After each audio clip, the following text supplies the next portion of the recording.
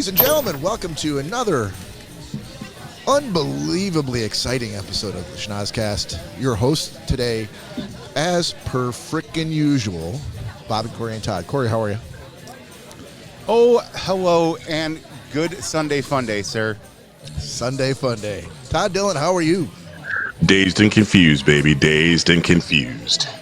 That sounds good and bad. I hope that means that you're under the influence of some sort of incredible narcotic. Unfortunately, no.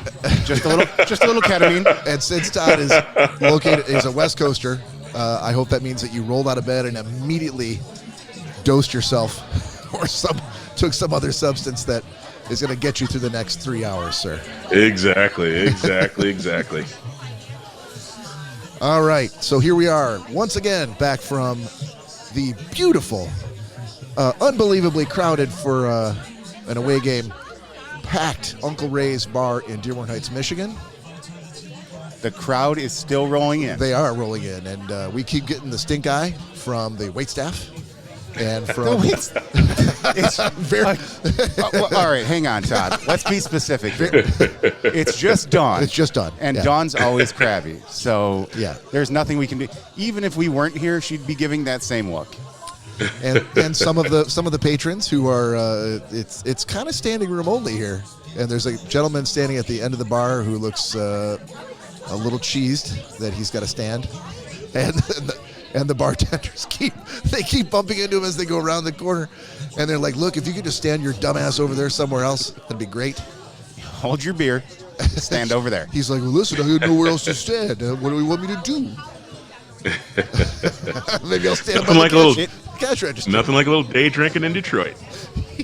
Yeah. It is a full house except for one last table that has a reserve sign on it. Yes. Yeah. Well, that's the worst. That's the worst, man. When you're standing up and you see a table perfectly available, not being used, reserved for some a-hole couldn't be there on time. And that's why I think this guy's getting like really, really upset because the game is about to start here. Right. People keep going up to him and we can't hear what's being said, but they just keep going like, well, I don't know. Well, play the there, music, maybe. Bob. That can be my grievance of the day. You want to do that right now? We can do that right now. The Festivus begins with the airing of grievances. We haven't even done housekeeping yet. We're right into the grievances. Now, you're going to hear about it. As a rave blows upon him, I realized There had to be another way. Exactly. All right, let me just jam housekeeping into this real quick. So if you're new to the show, thank you for joining us. This is always a great time for you to discover the show when we are live at Uncle Ray's. We're doing the Lions-Colts game today. Lions are 9-1, so we're very, very excited about going to 10-1.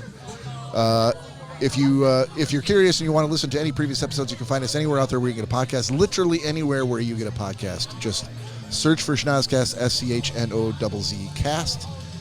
You can also find us out on YouTube and Facebook, and we got a presence on Instagram and Threads and Twitch. We are now live on Twitch. This game is live on Twitch. Fucking unbelievably outstanding. So all you Twitchies, again, you got to come up with a better. You were supposed to do some homework on what that name should be. Yeah, I didn't think that was going to come back up, to be honest with you. So I don't. I'm just going to keep calling Twitchies until. Okay, well then I guess I'll actually have to do the work. You're going to have to do the work. Okay, sir, your grievances. Go. You know what I hate, Bob? You know what I really, really hate, Bob and Cory? What's that, Todd? I hate it when I roll up at a bar and I'm like, hey, I'm gonna grab a seat, grab myself some booze and something to eat, and I see that the place is pretty busy, but there's just one table calling my name, and I stroll on over, getting ready to set up shop, and you know what? There's a reserve sign on it. What the fuck, man? Everybody else is here on time. If you're not here on time, the reservation sign should be full. And who reserves places at a? I was gonna say something rude. Yeah, don't do rave that. Is not this. I will say, who reserves spots at your local pub? Well, we do when we do the podcast live from up here. Yeah, if we didn't do that, we'd never have a fucking table to sit at. That's because we're working. We are working. We're the hardest working podcast in show business. Hey, Bob. Yeah. You didn't ask, but you know what I'm drinking today, man? Yeah, I was gonna ask, but you were supposed to be doing your grievance. Are you got a grievance against your drink? Did you get that Santa Claus? Did you get that Santa Claus piss? I'm done grieving. Oh, we're done with the grievances? Okay. I'm done grieving. Are you All right. grieving? Do I have any Lodged. grievances for today? Do you have any grievances? No, I think I'm good today. I have a story to share, but I'm not sure it's a grievance. Well, let's hear it and we'll decide. No. Exactly. No. I'm cutting Todd off though. He was going to explain to us what he's drinking today. Yeah, I'm having this is one I haven't had before. This is Maui Brewing Company's Coconut Hiwa Porter. 6% coconut porter from Maui Brewing Company. And I'm going to chase that down with that Cocoa Bomb chocolate whiskey. That's going to be a perfect Mounds for breakfast for me. Dude, will you send me a picture of that? Because I'd like to look and see if there's any possible way I can get that. A coconut porter, I'd be all over that. Absolutely. I'm a sucker for coconut. Absolutely. I mean, it doesn't sound terrible. It definitely sounds better than what you sent us yesterday. Oh, yeah. The Santa Claus jizz, Santa whatever Claus it was. jizz. Oh, dude, that was an incredible. If you like coffee and you like chocolate, you'd love that beer. Rogue Brewing makes mean beers. Oh, hang on. We're just kickoff here. Let's go over to the field here.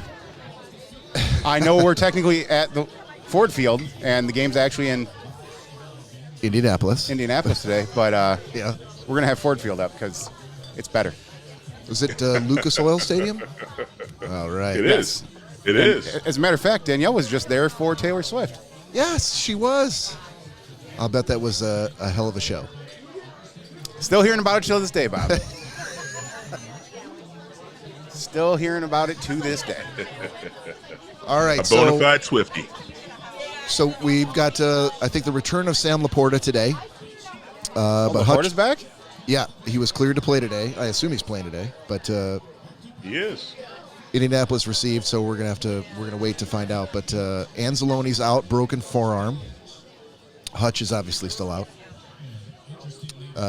Any other injuries on the Lions side that we should be aware of? Not that I'm aware of. Not that I know of. No. Like they will have a regular complement of folks besides the folks you just mentioned. Looking for Jameson to have a big day today. Yeah. Oh, is Terry and Arnold out today? I do not know. You said he's out? I thought I heard that he was at least questionable. Danielle said he's out. He's out? Okay. Well, there you go. Yeah. She's done her research. Thanks, Danielle. Thanks, Danielle. Todd says thank you. This is the closest we're going to get to having a producer on this show. The boss sitting right behind camera number one, correcting us on all of our mistakes. So many mistakes. I said go to commercial, guys.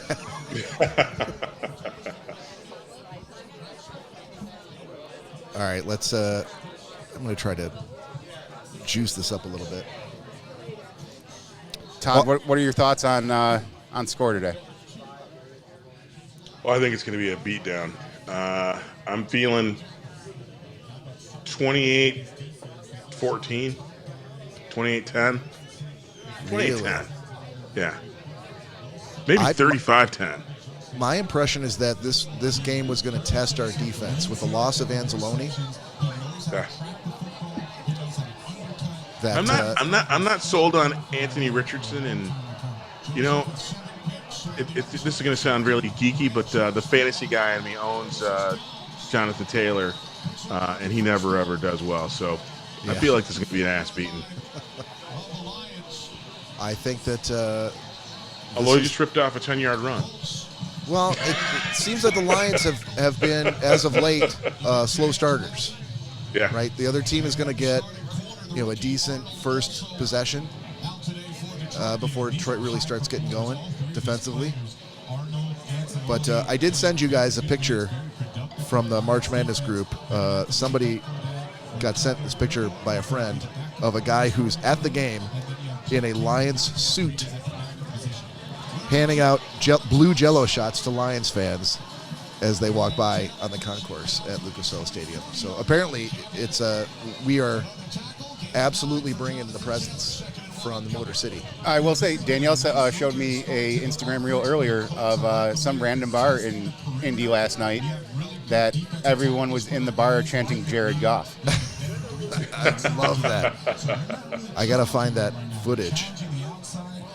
I bet you our producer can. Hey, Miss Producer. Danielle, sweetheart Danielle. I said, Miss Producer, can you find that reel you showed me in the car of that bar in Indianapolis last night? That bar in Indy last night? Where everybody was chanting Jared Goff. All right, while our producer works hard on that, I'm going to jump in here with some Lions trivia for this week. So this is week 12. And Detroit has set quite a number of records, both with the franchise and in the NFL overall since they started the season. But just a few, well, I shouldn't say a few, there's actually quite a lot from last week's beatdown of the Jaguars. During last week, they scored on every single drive, excluding the kneel down at the end. Jared Goff, oh no. Jared Goff has had 4 games this season with a passer rating of over 140 and a minimum of 15 attempts, which is a tie for the NFL record. So we'll see what he does today. Last week's win was the 30th win over the last 3 seasons. That's the most that the Lions have ever had in any 3-season span. It was the 8th game in NFL history with at least 625 total net yards and 50 or more points last week against the Jaguars. 24 straight games for the Lions with a rushing touchdown. Bob, dude, you've given us like 97 facts. Oh, that was only 4 facts. I'm not even a third of the way done. What is there going to be a question at the end of this? I can take a break. Let me finish this one, and then I'll take a break, and I'll come back to it later. 24 straight games for the Lions with a rushing touchdown, including the postseason, which is officially the longest streak in NFL history. And that's where I'll leave off. I'll come back to this list because, again, I'm like maybe a third of the way done with the records that have been set for the NFL and for the Lions. So They have been doing very good at setting some records. Yeah. Unbelievably good. I had to write it down. I'm like, I feel like we got plenty to talk about today. Well, I thought you started that with the reason I stopped you. I apologize. The reason I stopped you is okay. because I thought you were going to do a trivia. When you said you were going to do trivia, I assumed you were going to ask a question. But when you rattle off the 15th fact, I'm like, well, what do I need to retain of all this information you've given me to answer the question you're going to ask? That's a great point. I was thinking that as well, Todd. I just didn't. I was like, well, yeah, this isn't really trivia. Unfortunately, we did not hook up the guest microphone today because Jason Thomas, we'll give him a shout out. Oh, the owner of Uncle Ray's the establishment. Him and all of his cronies are actually down at the game. So nice. We don't have any friendlies in the bar today other than the waitstaff, which are apparently very busy. So are we on for adult supervision? Is that why there was such a clamorous need for us to be on today? Was they knew they were going to the game? They're like, hey, who's going to look out for the bar and make sure these knuckleheads don't tear the place up? That's a great question, Todd. I don't think so. I that's not the impression I got when I talked to Jason personally, at least twice, and texted his lovely wife Denise, who runs their social media account, who did us a nice big favor in helping to promote the show today on their Instagram feed, and they really. I just said to he actually said, I think I'm paraphrasing, but this is pretty close to what he said. He's like, look, I love having you guys up here. It creates a little bit of a stir. It's kind of an event at the bar to have the cameras and the lights over in the corner, even if people don't know who you are or what you're doing, which is fair. Even if people don't know who the hell you are. Yeah, that's fair. Right? Not everybody is going to know what the hell's going on. Wow. So they're going to have to settle for a field goal here? Yep. Hell of a pass rush by the Lions. 4th and 6, threw it away in the corner of the end zone. Now they have to. Richardson was not too happy with that play. Hopefully that's how the day goes for Mr. Richardson, I got to say. And they didn't really, they put him down, but that was not a hard hit. No, he's just very upset that he wasn't getting the blocking that he should have there, or felt that he should have. So, Todd, I guess to answer your question, I came back and Cory and I talked about it and said, listen, if we're going to cover Lions games, there's really only going to be a few opportunities between now and the end of the year. So this seems to be a pretty good one. And not for nothing, I love Jason and love all his pals, but whenever we... Thank you. Thanks, Mel. Thank you. I'm all set. Todd, go ahead and pour your stuff up the shop, buddy. Whenever Jason and his pals are here, they take up like a 2-table berth, like right in front of our broadcast booth here. I'll just call it a broadcast booth, and it gets a little bit cramped. So Yeah. and those old paints are loud. They don't give a fuck about how loud they are. So I think that played a little bit into my. I'm like, oh, we probably should come do this game today. Yeah, I love it. I got my shot ready. Todd, I'm surprised you haven't picked out the oldest paint on camera today. That's Todd Dillon. 100%. Oh no, there's one more. There's one more. Why are you? I don't see that. Are you okay? So what? Are you okay? Yeah, fine. You're sweating Am I? an awful lot. You do look pretty feel like moist. I am. You look very moist. Yeah. I mean, it's warm in here. All right, well, cheers, buddy. Don't you go dying on me now. I'll try. Yeah, Cheers. he's sweating. Who's the oldest paint on camera? Looks like you, Bob. We know that's not true. Who's the oldest? Sorry. paint on camera? I was gonna say, I feel like you can see. There's a. Bobby. Let me see if I can put this delicately. There's a gentleman on the bar cam who's now smiling in my direction, but I'm just gonna say he's the one that Cory was referring to. And I will say, you might be right. I just say two older ladies. I'm gonna. Is that dude a lady? Does that dude look like a lady? I'm gonna. Is that what Do you know? you're gonna- Do you know who he? Do you know who his doppelganger is? Have you ever seen Ghostbusters? It's been a while. Have you? Okay. Have you seen Ghostbusters 2? No. That's a little. Even Ghostbusters fans, some people haven't seen that. Well, Ghostbusters 2, the plot of it is that there's a ancient Sumerian god that comes to life from a painting, and he's the main villain.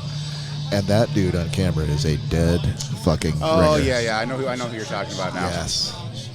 The dude. Vigo old the paint is Carpathian. the white, he's a white-haired dude? Is that a lady? Yeah. Is that a lady? Yeah. Vigo the Carpathian. All hail Vigo. Yep, that is pretty spot on. Yep. Thank you. Todd, I wish you could have saw it though, because when Bob was trying to figure out who it was, even though this gentleman's sitting very close to us, Bob looked up at the camera, and on the back of the phone we can see the preview, and he definitely saw him on the camera, and that's when it clicked. Yeah. I'm a little slow. Here, I'm going to put these over by you because these are yours. Yeah, They don't- go with them. I'm holding on to them for you. Don't baiter them. You still got them. I did that the last time we were up here. Gentlemen, Yes, sir. I must say that Cocoa Bomb chocolate shot coupled with my coconut porter was fantabulous, bro. Dude, I'm not going to lie to you, Cory. There have been very, very few times where I've been jealous of Todd this season, but today's one of them. He's set himself up with an embarrassment of riches in his glasses and shot glasses. Those two ladies are kissing behind you. They're talking about how Vigo's going to take over the world. Are you serious? The long white-haired dude, lady is a dude? I need your child to inhabit, and I shall take over the Wait a earth. minute. How come you guys will not confirm that the lady? I don't think either of us can. I don't think we can. This is really a little bit meaner than we're coming across a little bit meaner than what I Yeah, planned on that's it. why I haven't really gone into it. You know, Yeah. I regret bringing up old paint now. Well, actually, and I have a technical question for you, Cory. Yeah. So I popped on to Twitch just to take a look at us, and all I can do is find our old last 3 episodes. I don't see anything live here, bro. Oh, that's a good. Now the good part is that I was told early on that Twitch videos don't stay there, and that is absolutely not true. Yeah, So- I'm looking at Apparently them. they have I see since 3 changed that. episodes on there. I see 3 of them Yeah, on well, since we started streaming to Twitch, yeah. Well, now since you guys won't confirm and we're being mean. Oh, hold on. Corey's doing the Vigo research. The Destroyer? Vigo the Carpathian.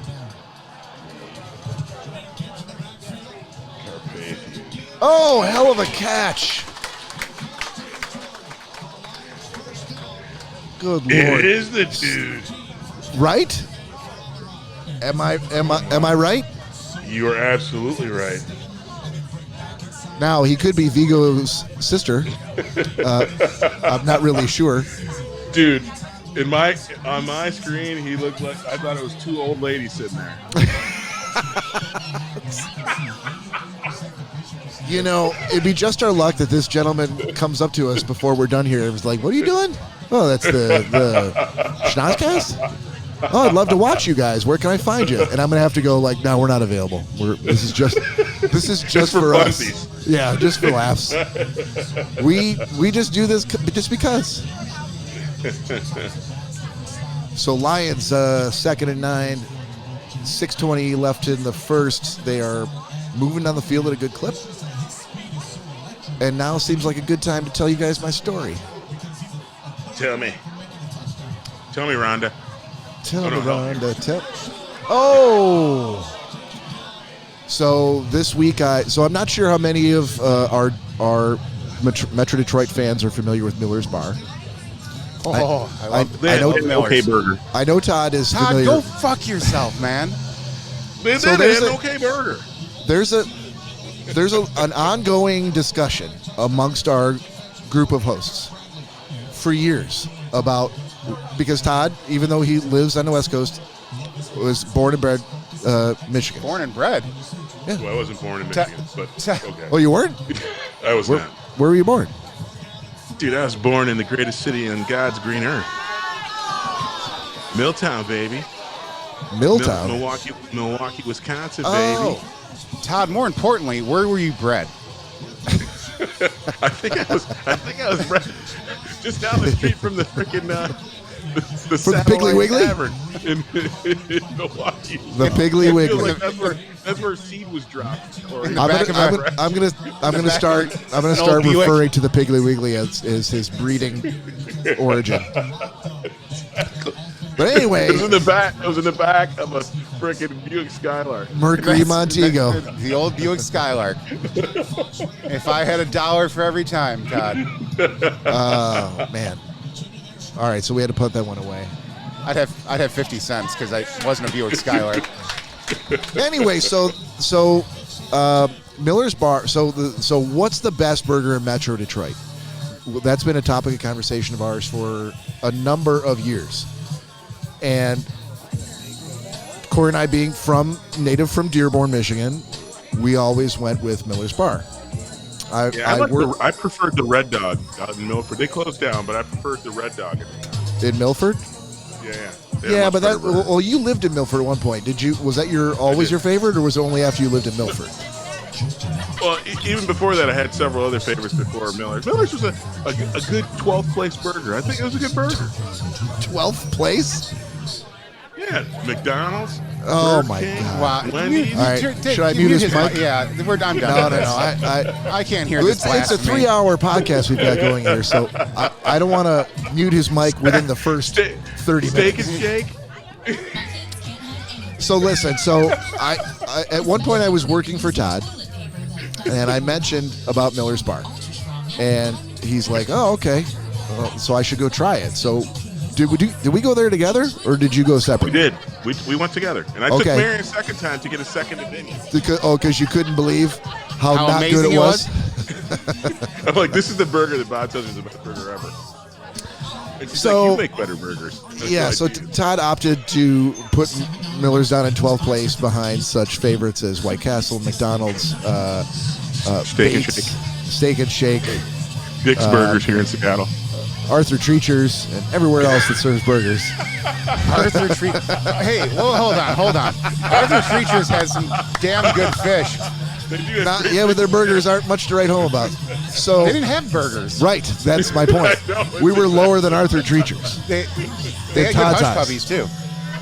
I feel like you're missing my point here. On the burger scale, Arthur Treacher's ranked higher than Miller's, Yeah. according to Todd Dillon. No. They had a great burger. They had a really good burger. So it's not a gourmet burger. So when you go to Miller's Burger, which, by the way, I highly, if you've never been to Miller's and you're anywhere in the vicinity of Metro Detroit, go to Dearborn and go to Michigan Avenue, just east of Telegraph. In between Telegraph and Outer Drive. Yep, Miller's Bar. They're open 6 days a week, every day but Monday. But you need to understand before you go there that they are cash only. They do have an ATM in the front vestibule. Indeed. So if you didn't bring any cash, you can go withdraw cash. But if you're one of those, I don't bring cash, and I also don't bring a card, meaning like I've got a sugar daddy or a mama that pays for everything, just make sure and let them know. So you go in. Is that that most of our audience sugar babies? Yeah. Sugar babies. Sugar. What are you called when you have a sugar mama or a sugar daddy? A sugar baby. Really? Is that it? Okay. No, he's a gold digger. Thank you. That's yeah. Okay. One of the two then, a gold digger or a sugar baby. So they are. It's a very bread and butter, apples and oranges, plain type of approach. They do cheeseburgers. They do fries. They do onion rings. They don't do a whole lot else.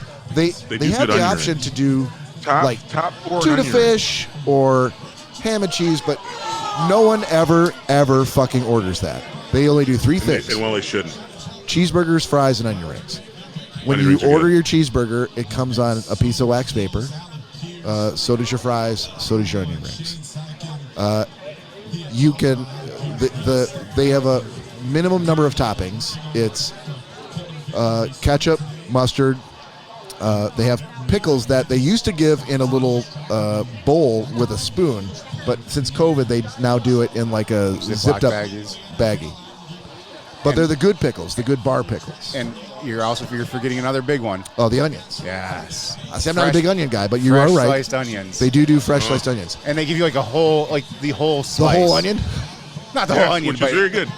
It's the whole right. slice through. No, absolutely. But that's all you're going to get. You're not going to get any special burger sauce. You're not going to get guacamole No fry or nothing. That is what I just named is all that's available. Who puts guacamole on a burger? There's psychos. There's a ton of good burgers with like guacamole on it, avocado, bacon. Todd apparently I'm sitting next to a psycho. Also, by the way, if you want a bacon cheeseburger at Miller's, cannot be gotten. No, they don't do it. Weak sauce. That's part of the reason why they're in 12.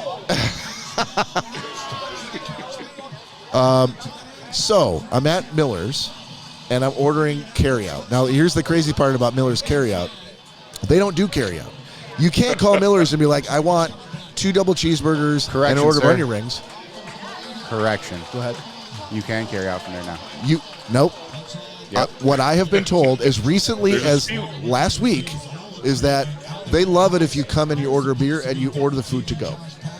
But to call and carry out, they're not a fan of that. They don't like that. They're not a fan, but they'll do it. It doesn't come out right. Sometimes your order's wrong. Sometimes you order onion rings, there's no onion rings. Sometimes you order a cheeseburger, there's no cheese in your burger. So, but if you come in and you just get a beer, like I'll just have a beer, and I'm ordering 2 double cheeseburgers and an onion rings to go, they're all about that. Never had a problem.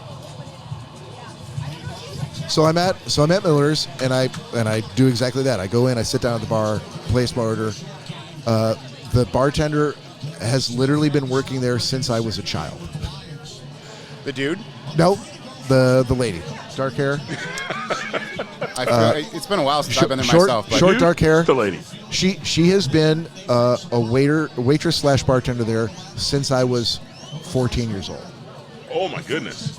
Since 72? No, I was when I was 14 years old. It was 14 years old. Did I say year olds? 14-year-olds. It would have been 1983 at least. So I order my food, and I'm sitting there drinking my beer, and this guy at the bar, he's like 5 seats away from me. There's nobody at the bar. There's me and this guy, and he looks over at me, and I catch him looking over at me, and I look over at him, Did you get your hair straight first? Did you give him the eye? I'm like, Todd, I fucked the shit out of each other. No, I'm like, what the fuck are you looking at? So he literally gets out of his chair and he slides down to me and he's like, hey, I think I know you. Good stop. And I'm like, oh, fuck, this is how most rapey situations start. Yes, I like it. I'm loving where this is going, Bob. Please tell me. So he goes, you do that podcast. What? And I'm like, now all of a sudden I'm like, wait a minute, now you're not a crazy person. Go on. I love you. What podcast? Do you know? And now it's like it was like I was a young lady and he was complimenting my tits. I'm like, oh, you like my tits? Yes, my tits are amazing. I'm like, no, tell me more. Is that what young ladies think? I need to find. Sorry, Danielle, but I need to find one of those young ladies. Exactly. So I go, what podcast are you talking about? He's like, Schnozzcast. I'm like, are you fucking... Wait a minute. Hold on. You know the podcast that you watch that show? He's like, oh yeah, I work at Ford and me and my buddy watch it. I'm like, do you ever have that feeling where you're like... Getting punked? No. Hold on. I'll say that, or you jizz in your pants. It's when you do a podcast called Schnozzcast, and someone actually says the name of your show. You, not for nothing, our podcast is a punk-free podcast. There's no way you could punk me if you know the name of my show. There's no way. Hey, Cory, can you get Bob a towel? Yeah, dude, you're really tripping over there. I mean, Todd, we do have a light on us, but I mean, it's fucking hot as shit. It's a pretty low output light. It's not like a stage light or anything. The door was open, but now it's closed. Anyway, right, tell me more. Tell me more. Did this guy do you in the back of fucking the dumpsters at Miller's? Tell me he did that. Tell me he lifted up your skirt. I don't know if you call it a kilt. Tell me. I'm like that. I go. That's incredible. This is amazing. But do you like the show? He's like, oh yeah, you guys are pretty funny. And I'm like, well, fuck. I might as well just can I buy you a drink? What? He should have been buying you drinks. No, You're fuck that. Exactly. I've never had someone come up and say that to me that wasn't at this bar. Fair enough. So I'm like, can I get you a beer? He's like, yeah, appreciate that. I'm like, yeah. So I asked the waitress to get him a beer, and I think that's it. But it's not it. He goes over and gets his beer, and he comes back over to me. He's like, so what'd you order? And you said the burger, of course. I'm like, so remember, everything I've just told you, the only things you could get at this bar are a cheeseburger, fries, and onion rings. No, you can order a tuna sandwich, it says. No one ever orders a tuna sandwich. But you can get one. No one ever does. I don't even know why it's on the menu. They've probably had 3 people order a tuna sandwich in the last 10 years. So he goes, well, what'd you order? I'm like, first of all, why do you care what I ordered? And secondly, it shouldn't be any surprise. You could take a fucking guess. Either I ordered just a cheeseburger, just the fries. You're going to have a 33% chance of being correct. And it fucking threw me because I was so taken by the fact that he knew our podcast. And so I was on a high. And then he's like, what'd you order? I'm like, crashing back down to earth. I'm like, took a really weird turn, didn't it? Yeah. Right? That's what I thought. Well, I think that was just due to you. I think that's a weird thing to ask. You're like admiring how much he's admiring your boobies. And then, just because he wants to know what you're eating, you're like, don't be looking at my tits. My cleavage is out here not for you to look at, brother. You're on your own damn business. You totally flipped the script on him. I didn't wear this low-cut shirt for people to stare at me. Exactly. Stop staring at my cleavage. My sweaty cleavage. It is sweaty today, that's for sure. What?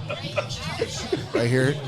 Oh, Hold on. That's not sweat. I can tell you exactly what that is. Bob oiled half of his face. I legitimately did. Why just half your face? All right. I guess this is a full disclosure podcast. We don't give a shit about. So I want to know what happens with your lover. Yeah. Let's one thing at a time here. One thing at a time You're here. liking the fact that he's looking at your boobies, and now you're mad that your boobies have been looked at. I'm not mad. I'm confused and I'm a little concerned. Because I don't. First of all, it makes no sense to me, and secondly, I'm like, well, I don't know why you need to ask me that. It should be an easy question. You don't even need to ask. I ordered what the fuck you ordered, which is what everybody orders when they come in. Here's a fucking cheeseburger. So I'm like, I cheeseburger and onion rings. Oh yeah, they're good. And that was the end of it. Then he went back to his seat, and not another word was spoken. I took my to-go order and I left, and I'm like, I don't know how I should feel about it. He might have been sizing you up to see if you ordered the tuna melt, you asshole. If you're in Miller's Bar looking for another tuna melt aficionado, you're in the wrong place, and you're going to be waiting for a long time. And you sure know how to give a very non-climactic ending. I know. All right, that was disappointing. So back to your other question. So yes, why did you oil half of your face? So you know how? Nope, I can already tell you I don't. I can tell you do, and now I'm really thinking about saying it, but I won't. Say it. So for me, when the wintertime gets here and the weather gets cold and it gets dry outside and inside the house, my skin gets dry. But it's we only all do. Okay. I don't. So right. So thanks, Todd. That's all that cocoa butter. So this isn't cocoa butter, but it's definitely. After I showered this morning, I put some. I've got like a dry spot right here, and right here. So you slathered half your face? I did because I hadn't done it for a couple of days because I haven't gone anywhere, and I'm like, I'm going to be on camera, and I probably should,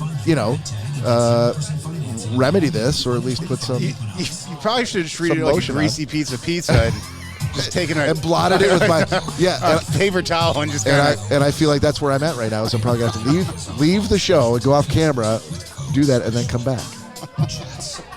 But to answer your question, Todd, that's why. Got it. Hope you don't yell at me for looking at your tits today. For what? I hope you don't yell at me for looking at your tits today. You should see how oiled those bad boys are. So oily. All right, starting the second quarter. 1st and 10 Lions. We're down 3-0. Oh, man, he's did I jinx Goff by talking about stats? You must have. Yeah, all the fans that are there in Indianapolis. Butts. One guy sitting back in Dearborn Heights, Michigan, reading stats off, jinx the quarterback. Indeed. All right, if I'm going to go now. So you guys hold down the fort. All right. Wait a minute, we're taking pee breaks during the cast? No, he's going to go blot his face off. Apparently, we really struck a chord. By, have him pull up his song, too. Get that whale tail out. Dude, I'm like going, this is an awesome story. And then he's like, oh, he got mad because dude asked him what he ordered. Yeah. Dude, like, ride that wave of him being like, hey, I'm some random person you've never met before, and I happen to recognize you from your podcast. Exactly. And he took umbrage because he asked him what he ordered. Yeah. He's like an old man freaking ordered soup that wasn't hot enough. Dude, I would have been talking with that guy forever. Absolutely. He had a chance. If you're out there, gentlemen, sir, from Ford Motor Company, we thank you and appreciate you, other than our freaking sweaty-tittied friend. Sweaty titty. Yeah, that's Todd, but that's what we forgot to ask, too. He's back now, so we can ask. Did you catch this guy's name? What? The Ford Motor Company guy at Miller's. Did you catch his name? Jason. So Jason from Ford Motor Company. How dare you ask what I ordered? Danielle? Danielle. Better? Bob has blotted all the grease off his face. I trust Danielle more than I trust you guys. Yeah, you're not as moist. You look a little bit refreshed. Put some powder on it, did you? Powdered up? No, I wiped it clean with Jason's amazing scratchy fucking hand wipes. You realize if you flip that upside down, you wouldn't have to keep adjusting it. It is upside down. No, right side up? Yeah. We'll mute it first before you. Okay. Actually, that's much better.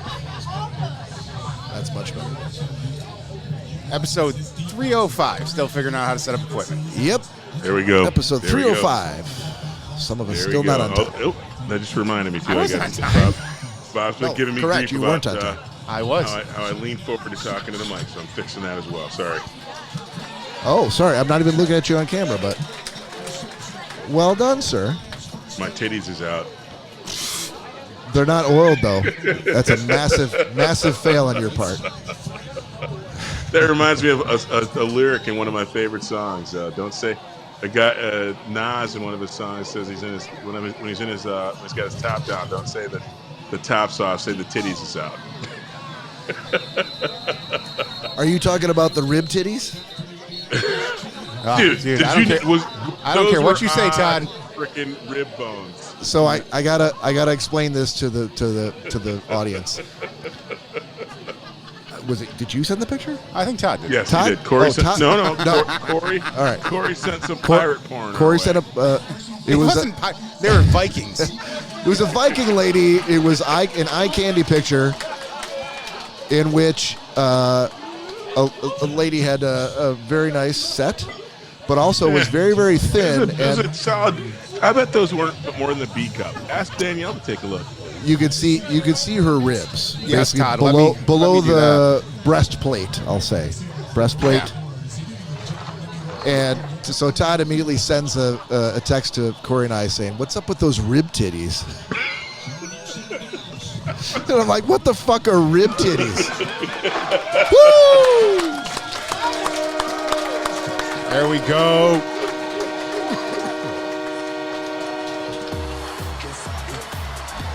Gibbs for the Lions TD.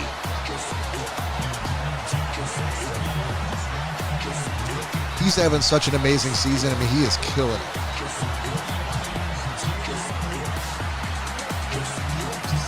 When I get back to some of the records, we're gonna touch on Mr. Gibbs' performance again.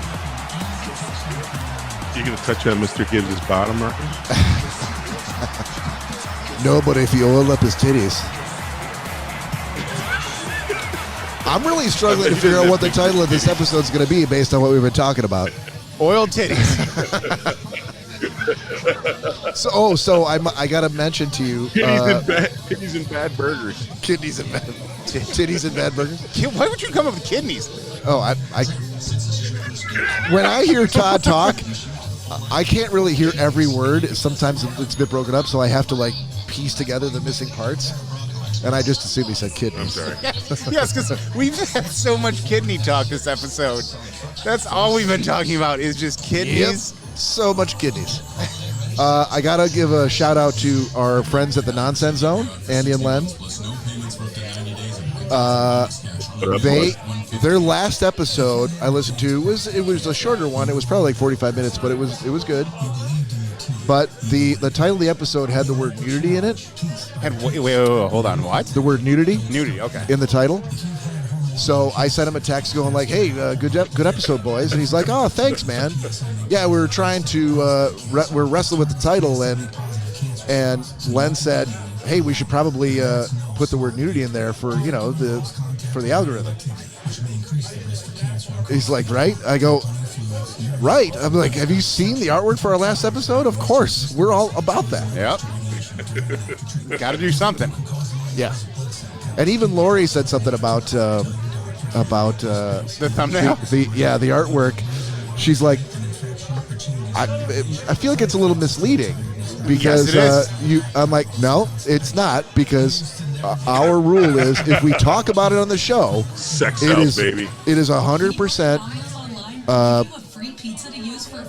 a possibility for the title. And definitely, it is a direct quote. Cory said, Sexist 101 in the first 10 minutes of the show. And we just ran with it from there. And can we be blamed for playing the game that we have to play? And being sexy? I don't think we can. I don't think so either. She did comment that your artwork, the artwork itself, Guys. along with the work and the editing you did, top notch. Oh, thank you, Lori. I appreciate that. Yeah. You guys.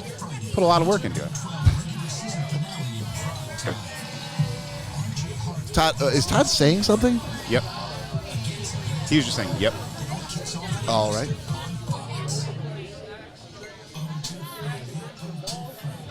Todd, Dylan, you want some more Lions trivia? Lions facts. All right. So this, our 9-1 current record, the best 10-game start to a season for the Lions since starting 10-0 in 1934. Last week we set a franchise record for the most consecutive wins in a single season in the Super Bowl era with 8. And the Lions scored touchdowns on their first 7 possessions of the game last week, the first NFL team to accomplish that since the 2007 New England Patriots. Franchise record was 645 total yards of offense, and another franchise record in a margin of victory with the 46-point margin. Not bad. Dude, I'm telling you, we're having a hell of a season. Yeah. Yeah, they're even throwing some more stats up there that I'm going to have to write down for week 12 based on what we've done already here today. 25th straight game with a rushing touchdown for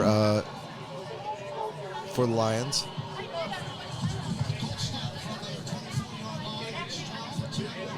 Good stop. Todd, are you feeling like this is... He's having some technical difficulties. Oh, right is he now. really? Yeah. Oh, he's out? Okay. I could ask Todd and you could answer for Todd. Sure, let's do that. Todd, do you feel like this is going to be more of a defensive battle or more of a if our offense could get going? I feel... Is that your Todd voice? I'm not going to... Really? You think I'm going to All fall right, for that? Go ahead. Go ahead. It's fair. Todd sounds whiter than I do. No, I think titties and offense. Hold on, it's Todd. All right. That's right. Well, I guess it's just me then. All right, so Lions are up 7-3. We got 11 minutes in the second quarter, and the Colts are at 3rd and 3. So hopefully we can get another stop here and take it back down the field.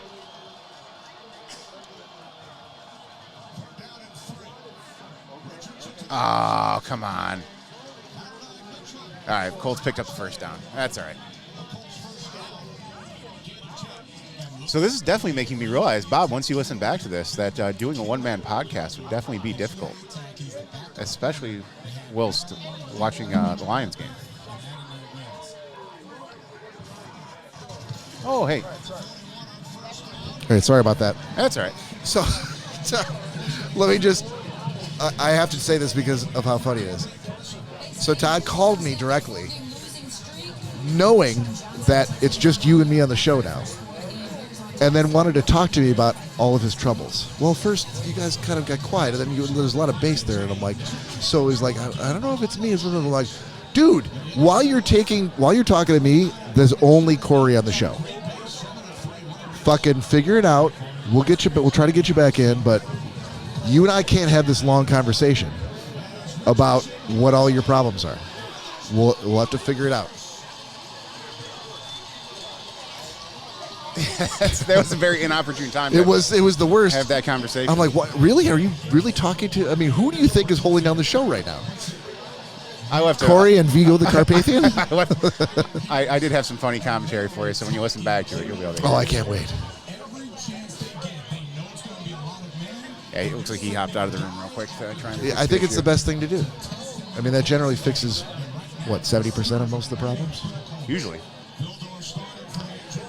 Yeah, I know Todd was saying this is going to be like a 28-14 affair, but I feel like this is going to be a closer game than that. Yeah, the Colts are really bringing it today. And I feel like part of that's because we're missing Anzalone. Our defense is, I'm not going to say a shell of what it once was, but certainly having Hutch out, having Anzalone out. It hurts. It does hurt. And then to... Thanks, Mel. Hats off to Mel, our very, very capable waitress.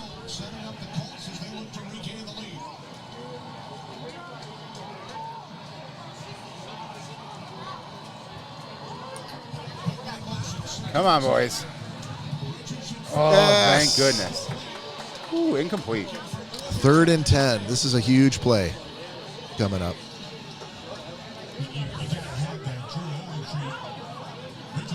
And by the way, for our fans in the U.S., happy Thanksgiving. We likely won't speak to you again before Thanksgiving, so enjoy your Turkey Day. Make sure and let people know if you're one of those psychos who likes their cranberry sauce all like in a big lump in a bowl, Cranberry or whether sauce, you're period. or whether you're one of those cool people who like it in the shape of the can that it came in. The gelatin. Yeah, that's honestly the only way to eat cranberry sauce, in my opinion. With a knife, and you slice off. That's so disgusting. Why is it disgusting? So you don't like cranberry sauce, period? No. Really? Thank you, Mel. Thank you, Mel. I don't think I ever knew that. Oh, dude, can't stand it. So you won't. So anything cranberry flavored, you're not a fan.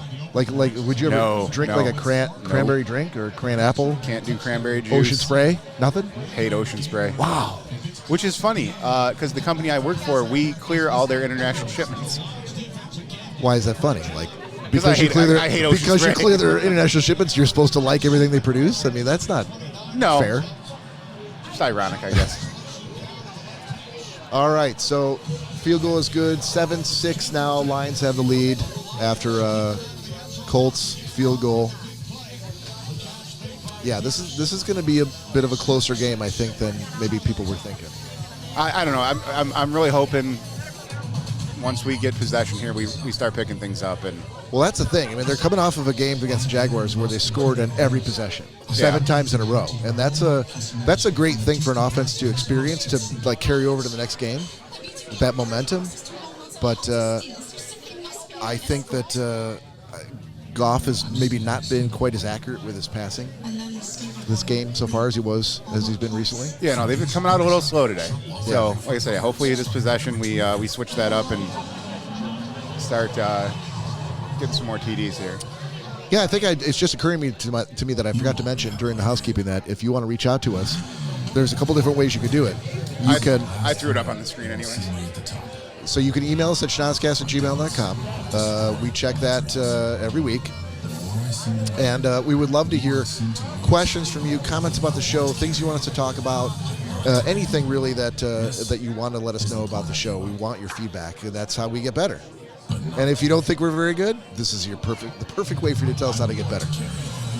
You could also reach out to us on Facebook.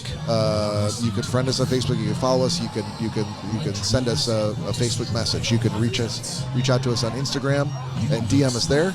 We're also on Threads, and when we check Instagram and Threads every day. So definitely, we want to hear back from you. And did we? I feel like we didn't do this already. Please head out to YouTube and give us a subscribe on YouTube and onto Twitch. We did.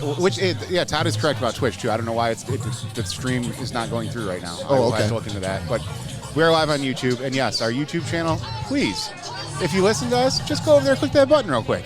Yeah, we were talked last week about the fact that YouTube is now has surpassed Spotify as the most downloadable source for podcasts. So we're putting all of our eggs in the YouTube basket. We have, once upon a time we were equally trying to cater to YouTube and Facebook. We're going 100% YouTube right now. So if you are friends with us or you follow us on Facebook, please do us a favor and go over and follow us on YouTube as well. That's where you'll be getting all the notifications for us going live. That's where you'll see all the videos.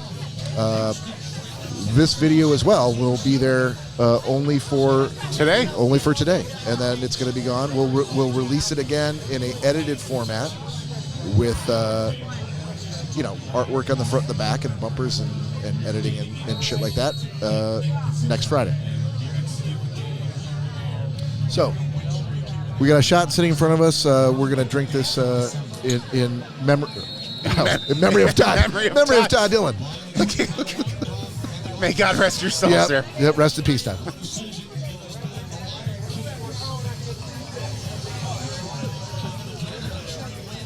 He keeps on trying to come back in the room, and it's not. I don't know what he did over there with his setup, but I don't know either. But he's gonna have to wait until halftime. I think before we. Oh, that's a stat we already listed. Yeah, 30 wins in the last 3 seasons, which we've never done any 3-season span in history since the 30s. We've never had 30 wins.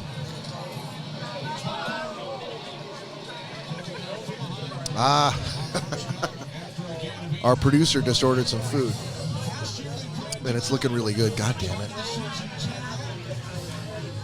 I mean, if you already know what I'm getting when we're done here.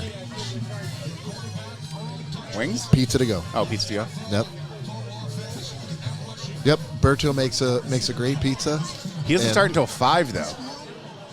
He doesn't start what? Making pizzas till 5? Yeah, he's not working till 5. Oh, that's right. He's here watching the game with his buddies. Well, by the time we get to, it's going to be 5 o'clock by the time we're done here.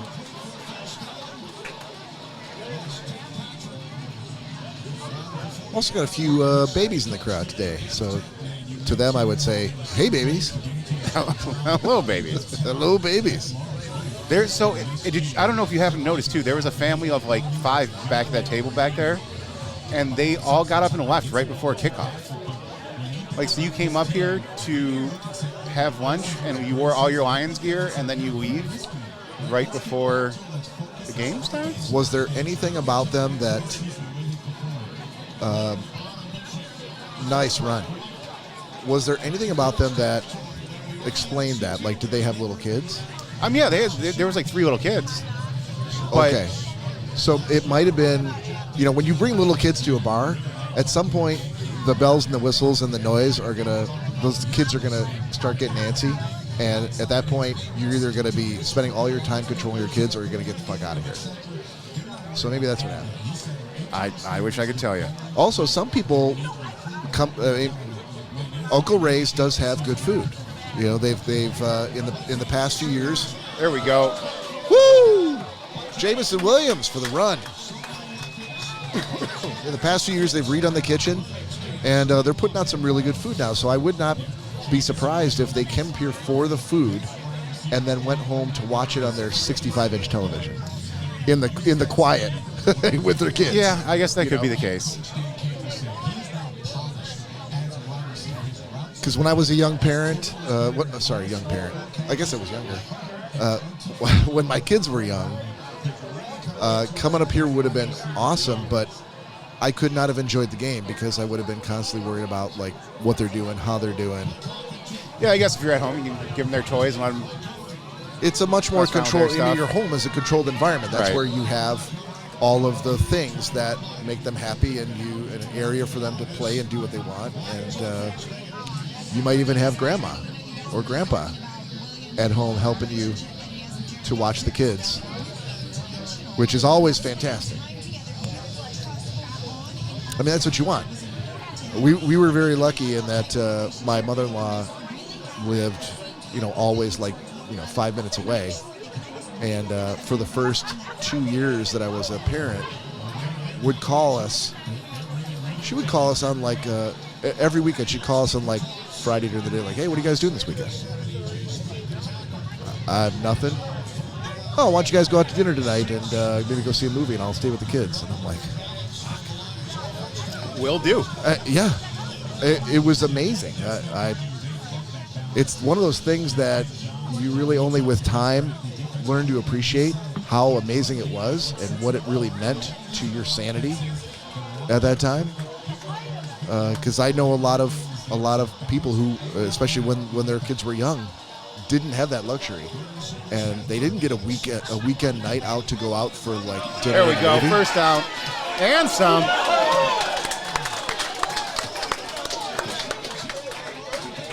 Yeah, dinner and a movie every other weekend when you're a parent. I mean, it's like worth its weight in gold. You just don't know, because like during the week you're just trying to make it through. You've got your job, you're working 8 to 5, and then you get home, and if you're the one parent who works, let's say you're married and one of you stays home with the kids.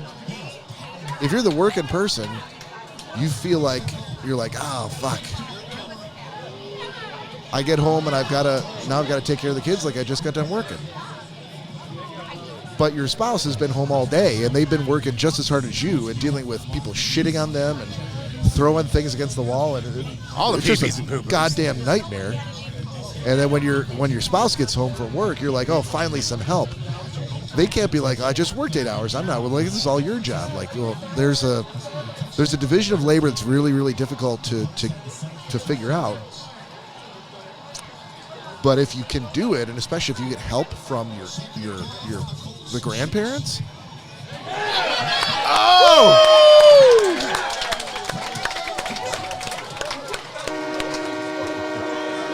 David Montgomery, Lions touchdown, rushing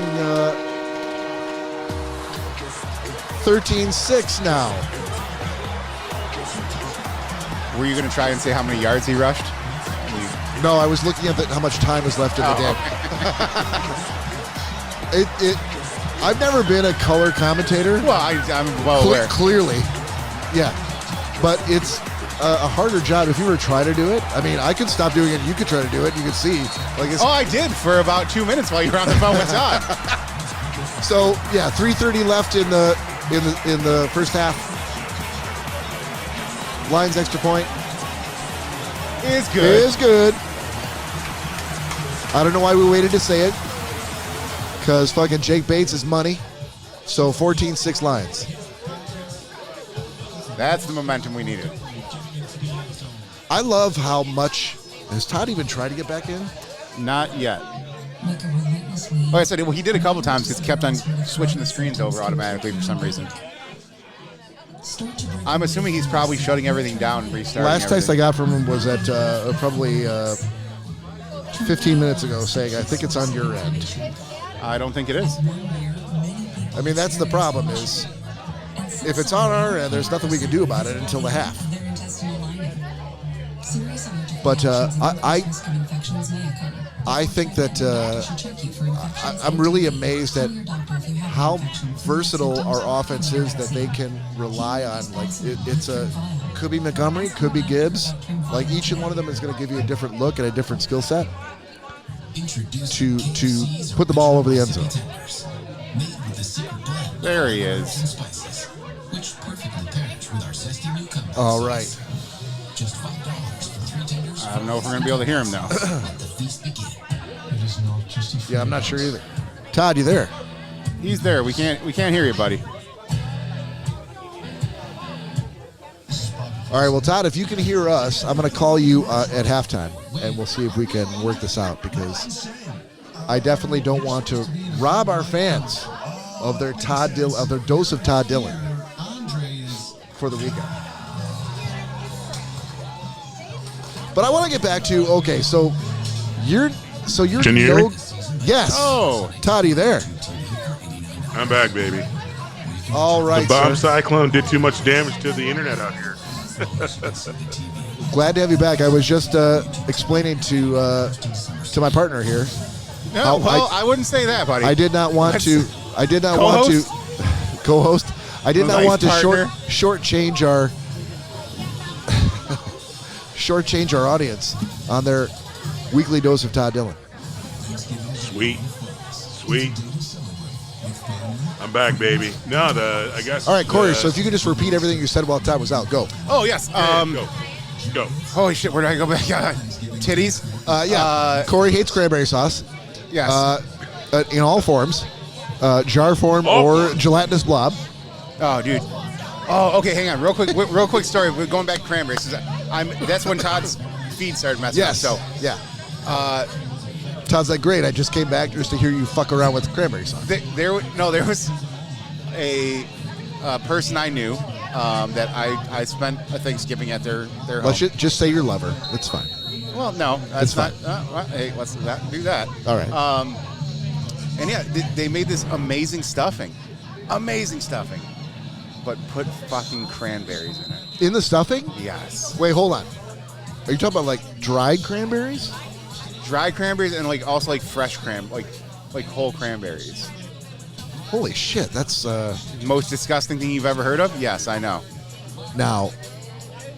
Go ahead. I don't want to interrupt your story. Oh no, That's I was it? like, because I had some of this stuffing then until I took a bite and I was like, what the fuck is The that? cranberry hit you in the face? Yeah, Like, and I'm like a punch to the mouth? I'm so upset now because this stuffing is so amazing. I'm so upset. Until I realized that there's a bunch of cranberries in it. I bet Vigo the Carpathian loves cranberries. So do neither one of you guys like cranberries? I love cranberries. I think it came about because I was saying, for Thanksgiving, like for our audience, like Happy Thanksgiving. This will be the last time that we talk to you before Thanksgiving, so have a Happy Thanksgiving. Hopefully your cranberry sauce is in the can form, which you can slice with a knife rather than in a bowl in a gelatinous blob that you have to scoop out with a spoon. And that's what Cory said. He's like, I fucking hate cranberries in any form. All form. Wow. What a sad existence. Dude, well, thank you, sir. I was, as a matter of fact, I'm traumatized by. You're not traumatized. Dude, That's a strong word. This is one point from my childhood I will always remember. Traumatized means like you were in the corner blubbering like a little girl. I threw up in the garbage can. Why like a little girl? Why are little girls the only ones? What a catch. Oh, that's the wrong team, buddy. No, it was. Look, it's a great catch. No, my parents had me try some of the gelatinous cranberry. Gelatinous blob. Yes, glob. Yeah. Shout out Joe Guido. And dude, it was. Rest your soul. Oh yeah, Todd, we did a in memoriam for you while you were gone. Last shot we got, I'm like, can we do this shot in memory of Todd Dillon? Thank you. Back from the dead. R.I.P. Thank you. Like Christ. Back from the after the internet third wasteland. day, rose from the dead. But yeah, no, I was traumatized by it. It was absolutely disgusting, and I remember it to this day. So was that your first experience? Like you don't like cranberries? You don't like cranberries, is what I'm hearing. No, we've been through this. Yeah. I'm like, wouldn't you drink any ocean spray like cranberry? No, he's like, God, no. He's like, nope, no cranberry in any form. So doesn't like cranberries? Not at all. I love the band. Love the band. Hold on, you don't love the cranberries. Who doesn't, Bob? Oh, thank you for telling me what I do and don't like. At no point in the 20+ years that I've known you have you ever been like, hey, that the money you put in the jukebox, can you play some cranberries? Never. I've rarely Never asked you to happened. play any song. Period. Yes, you have. That's true. How often does None he of them go, have been the "Hey, Cranberries." can you play some? Yeah, Todd, you know as well as I do, when Nick and Bob are around, the jukebox is not. You cannot have any input. Oh no, I take your input all the Right. time. I've then- played and then- Shabuzi and then- for you let's do it. at least half a dozen times. And then disregard it and go about your day. I've played Shabuzi for you Exactly. half a dozen times. Exactly. Not once have you ever said, play some cranberries. If I were to ask our producer right now, how do you think Cory feels about the cranberries? She'd be like, I don't fucking know. He's never talked about that. Oh, she'll be like every night before we go to bed, we have a long, night, drawn-out exactly. conversation About the cranberries? About the cranberries. it could last an hour. It could last 2 hours. Who knows? Depends on the night. Todd, Exactly. I've got to give a shout out to you, even though I Yes, don't sir. know that it was you who told me this. But so Todd moved from Michigan to Massachusetts, right? Indeed. For Yes. a sweet gig, and then he called me and he's like, "Hey, would you like to come work for me?" And I'm like, "Yeah, but I can't travel. I can't move there." And he's like, "You don't have to. You just have to travel." So I traveled to work for Todd. I would go like 3 weeks a month. I would leave on Sunday, fly back on Friday, and I would do that 3 weeks a month. I have 1 week in Michigan, and I did that for a year or more. and then it would slowly kind of work back to like 2 weeks a month, and then 1 week a month, whatever. But I was out there for a long time, and somebody, I don't know who it was, but I'm just gonna give Todd the credit. Somebody told me about a sub shop that's in New England, D'Angelo's. It's in New England that is not in Michigan. It's an East Coast sub shop that was right around like the Framingham area in Massachusetts where I used to stay. But that's the Framingham. The Framingham location is the one that I found, and they had a Thanksgiving sub that they would sell. It was hands down the best sub I have ever and will ever eat. Agreed. It was a foot-long sub with turkey and stuffing and gravy and cranberry. Yep, that's where you lost me. Yeah. And they gave you gravy You can get to it without dip it in. cranberry. I'm sure you could, but Warm gravy. But I never. Yeah, but warm gravy to dip it in. It was the best sub I've ever had. It was like Thanksgiving in a sub. Did you see?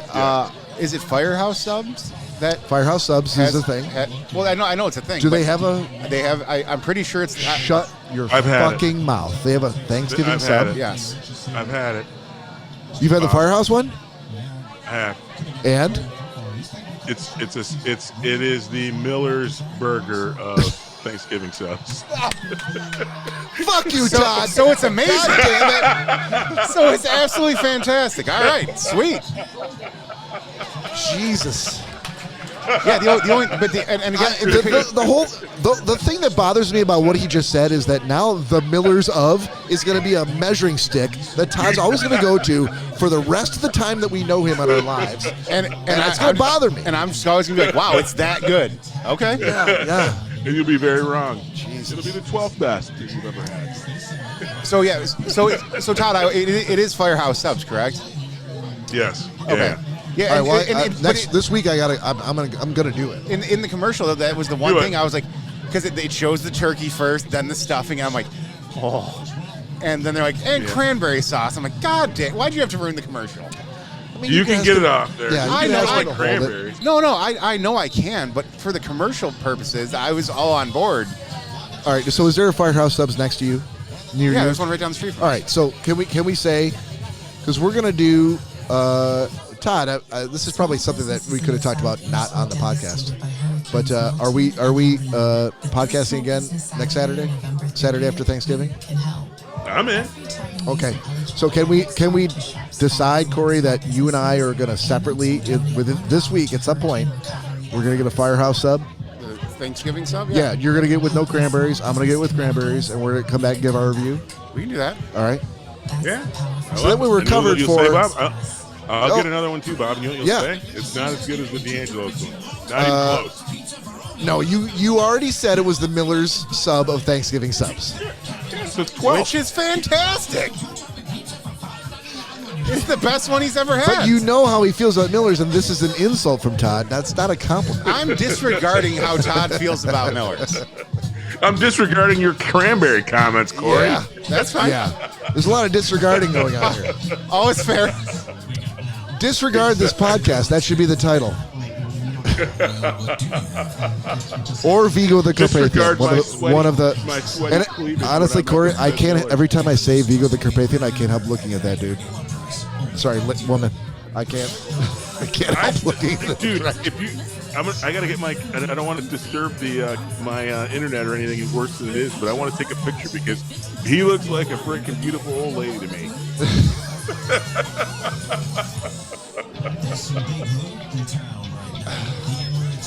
I think it'd be hilarious if Cory walked over and be like, "Excuse me, ma'am," and then he got up and beat the fuck out of Cory because he was actually a dude that was Exactly. like And then he had like a and then a spiked black a belt cranberry in on his head. Taekwondo, and he freaking ragdolled Cory all around the bar.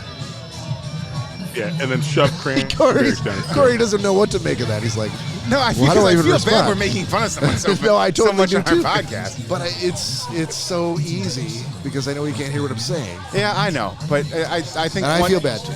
one flick to the eyeball, he'd be down.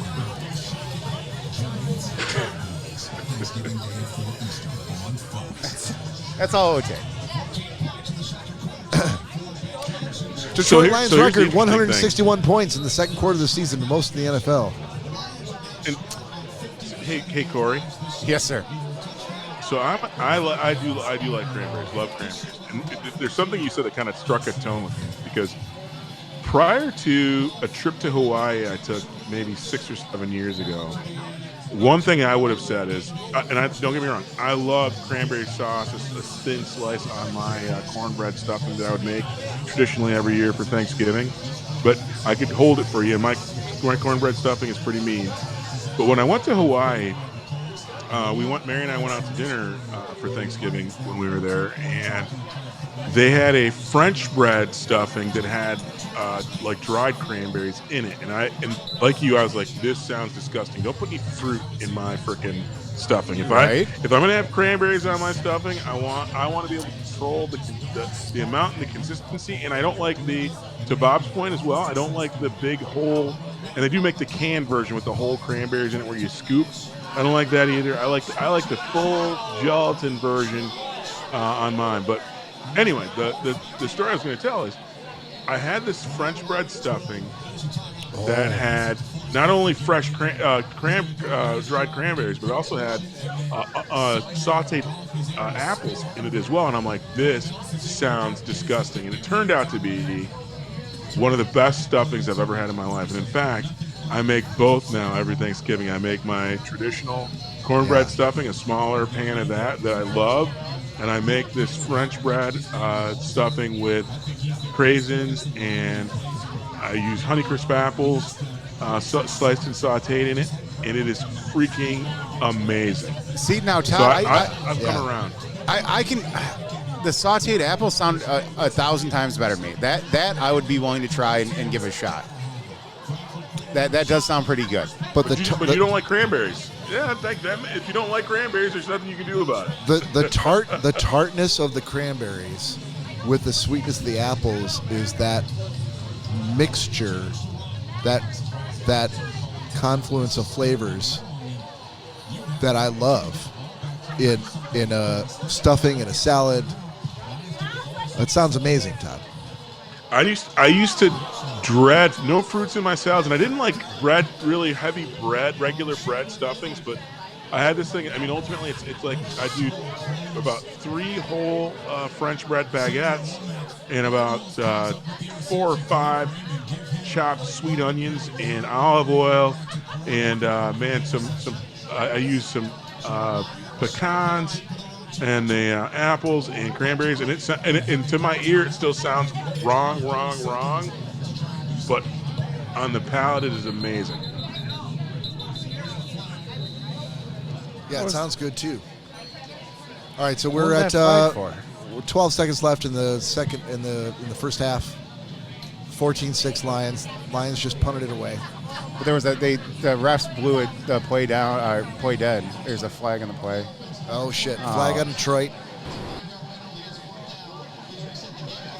So now it's 4th and 12 instead of 4th and 7. They're still going to punt it.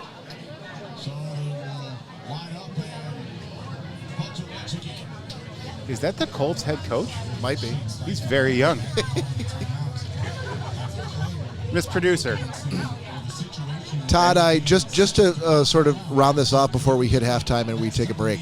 I saw an article about some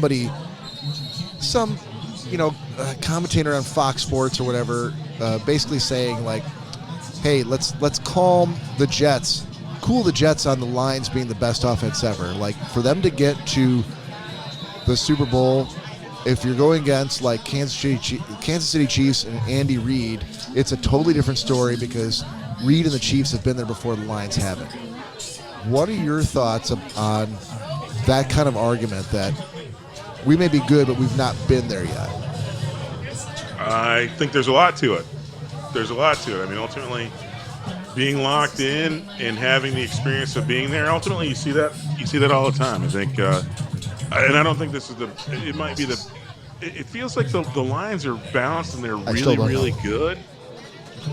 But no, I think that there's a lot to having that playoff experience. I think The AFC has a lot more play. I wouldn't want to see the Lions in the playoffs versus the Bills or the Chiefs. Really? Or the Niners, for that matter.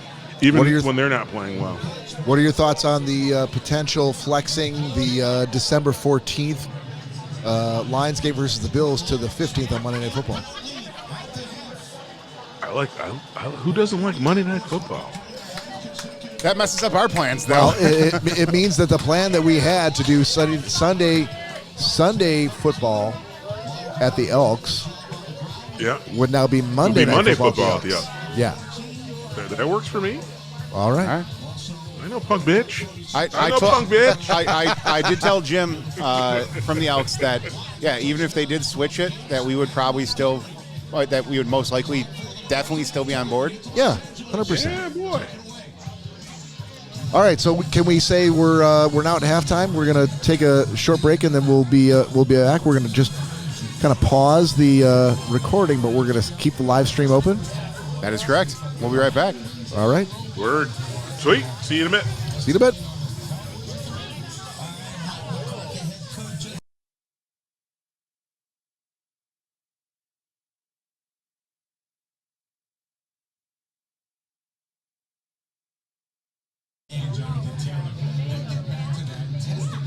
All right, we are back.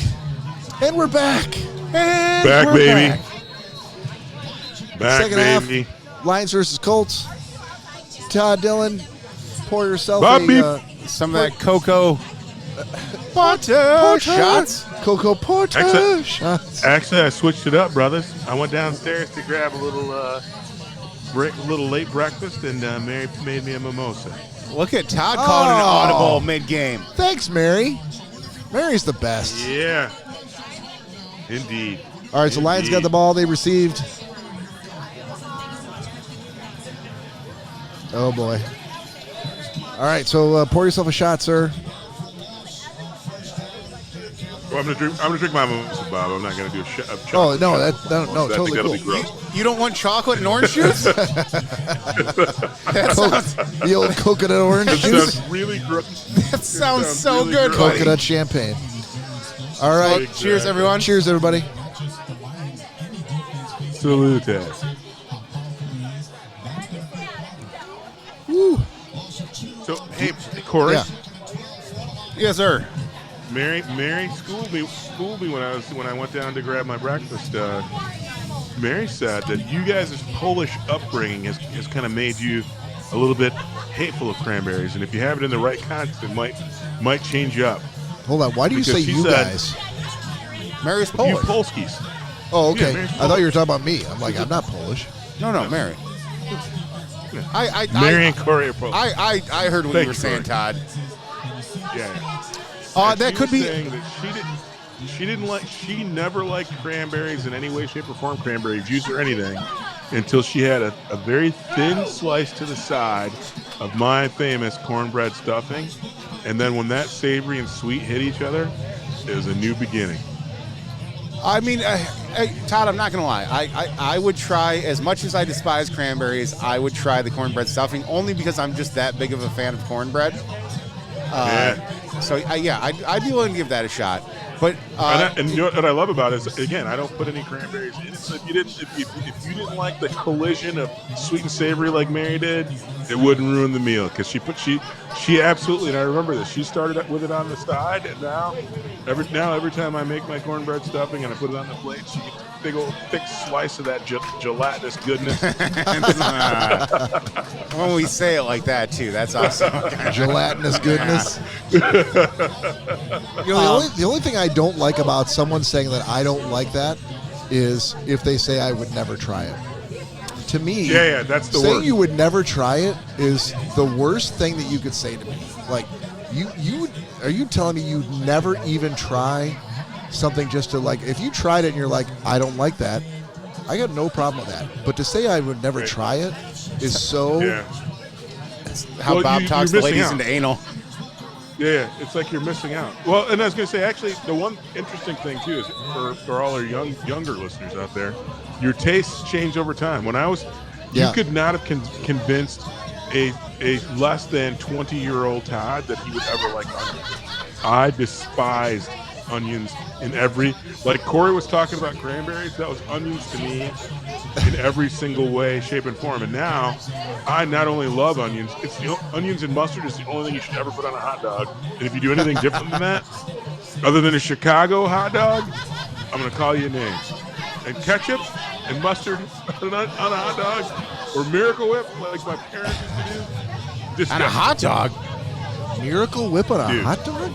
Yeah, Miracle Whip, ketchup, and mustard. That was how I grew up. That's an interesting choice on a hot dog. But again, I'd be a kind of a hypocrite if I said I would never try that. I could say, like, that doesn't sound good, but it's like we do this when we do Gentleman's Agreement. If I am assigned a movie or a TV show, I'm not going to come out there saying that it sucks if I didn't watch it from start to finish. The fact that I watch it from start to finish gives me the license to say it sucks or it's great. Hang on, we had a hell of a catch for a first down there. Yep. Got some good yardage. Patrick for the first. But same thing with food. If I want to say that it sucks, I better not say. It better not be preceded by I didn't try it. Right. You right. know? Well, like I said, I think the beauty part, I think that is one of the beautiful things about life, right? It was our tastes change over time, and they do. And usually you find out that there's something that you, I don't think, remember, Bob, you might remember this, Bobby. I never had key lime pie until I was in my mid-30s. Yeah. What? And like people are like, oh, key lime pie is the greatest thing ever. I'm like, nah, I'm not a big lime fan. No, thank you. And then when I had it, like at 37 years old, I'm like, oh my god, I've been missing out on this my entire life. Yeah, key lime pie's the shit. It is, and for 37 years, Cory, I didn't eat it. Wouldn't even try it. And that's the thing. If you say like, oh my god, I never tried that, you might be missing out on something that would surprise you, especially if someone really knows how to cook. Like Todd really, really knows how to cook. If Todd made anything, even if it was filled with haggis and all sorts of bullshit that I know I either don't want to try but I would absolutely try it because Todd's a good cook, and that's the thing. You don't want to insult the cook. Well, thank you. But I'm with you. You should try everything.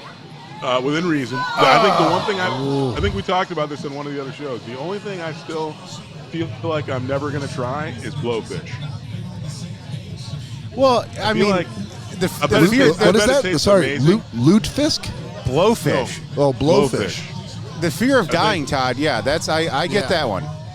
Yeah, I'm like that. I think that's the only thing I'm like. Yeah, I'm pretty sure I won't try. That said, I think pretty much everything else you could, with a little bit of liquid courage, I would try almost anything else, and I have. And for the listeners out there that don't know, if blowfish is not prepared properly, it could be very, very, very toxic. He did not get there. It was 3rd and 2. Sorry. Go off scrambling. Got right down like a yard or less, and you know Dan Campbell, he's going for it. Fuck yes, he's going for it because he trusts his offense. Did I say lutefisk? Nice King of the Hill reference, Bob. Well, Cory knows that I've never watched King of the Hill, so it can't be a King of the Hill reference, but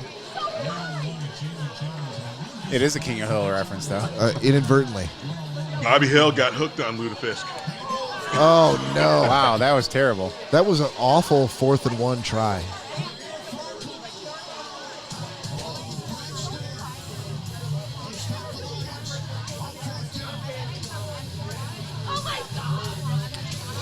All right. Yeah.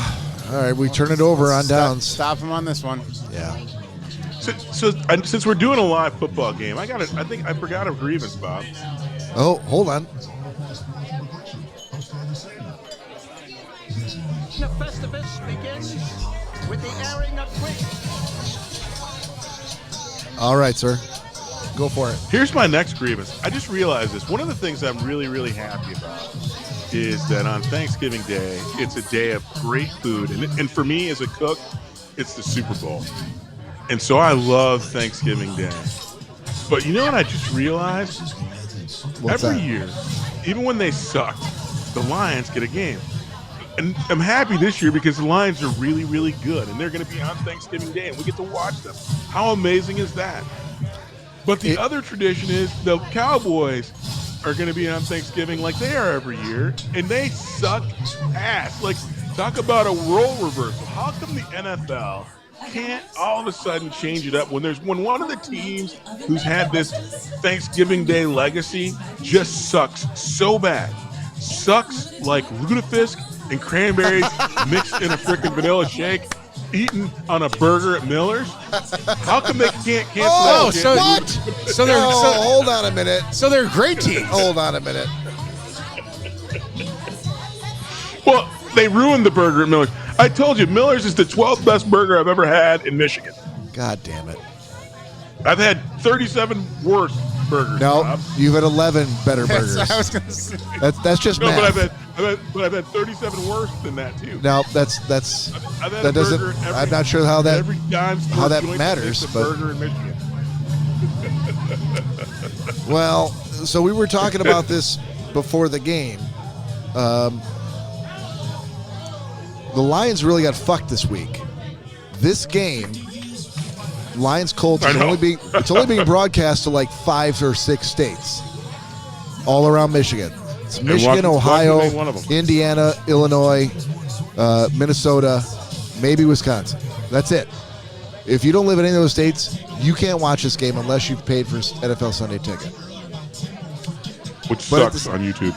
But at the same time, they're talking about flexing the December 14th game, Lions versus Bills, to move it to Monday Night Football. I assume for the Right.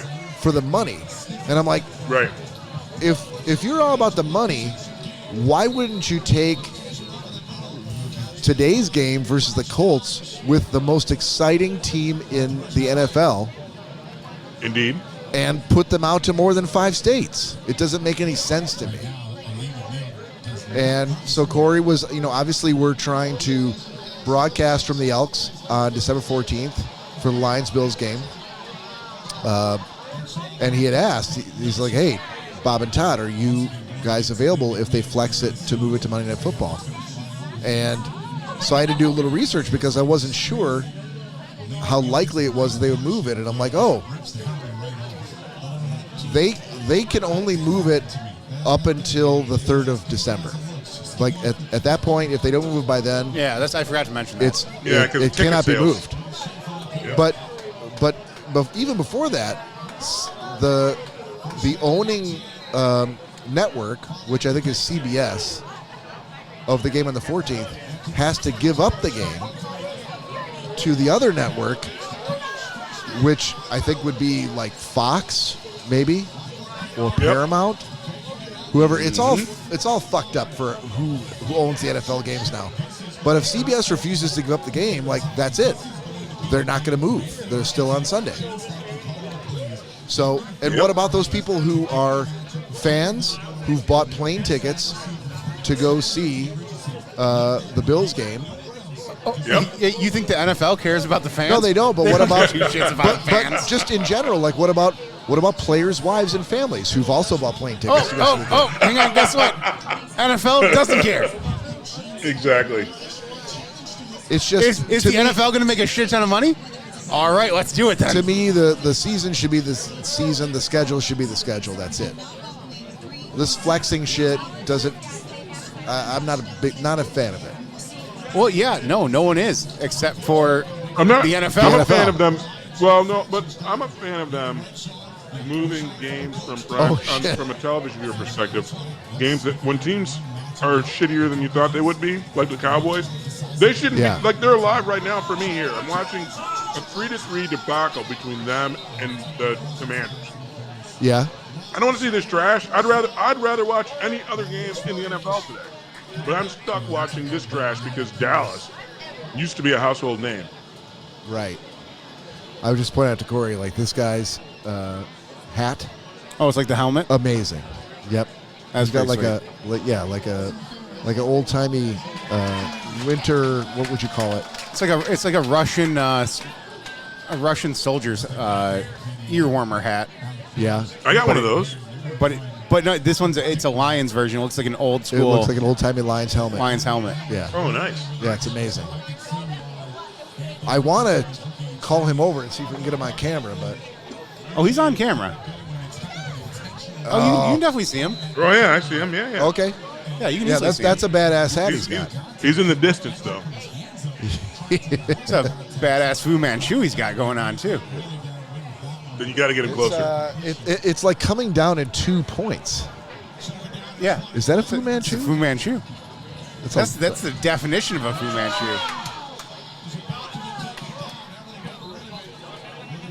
All right, so where are we at here? Still 14-6 Lions up. Third quarter, 8:37 left to play. 3rd and 20, Colts have possession. 3rd and 20 is good. That's good. See what I mean? This color commentator shit's not easy. You're telling me, buddy. Todd, you were still trying to fix your technical difficulties. So hang on, I'm telling the story. Go ahead. Yeah. And Bob's like, because he slipped up on some words, and I called him on it. And he's like, well, that's why I'm not a color commentator. And I'm like, well, yeah, I could tell. He's like, well, do you want to take over? I'm like, I did for 2 minutes all by myself while you and Todd were on the phone. Do you want to explain why? Because Todd called me and wanted to discuss his technical difficulties. I'm like, Todd, who do you think is running this podcast while you and I are just fucking chit-chatting? Just me, Todd. Just Cory. I can't talk to you. I can't talk to you about this now. We'll figure it out. I gotta let you go. I put some good commentary in there. I bet you did. He did. He hung up on me. I was pissed. All right, so Lions defense stops them. 4th down, they're going to punt, unless they do a fake punt. Which I'm not going to lie, that's something that the Lions would do. Still too early in the game for that. Well, if we're down 14-6, absolutely we're doing a fake punt. Colts aren't that risky. No one's as risky as the Lions, that's for sure. Hey, Bob. Yes, sir. Well, when I went to grab my mimosa and my breakfast burrito, I reminded Mary of that D'Angelo's tub. Yeah? And I think she had one of them lady orgasms.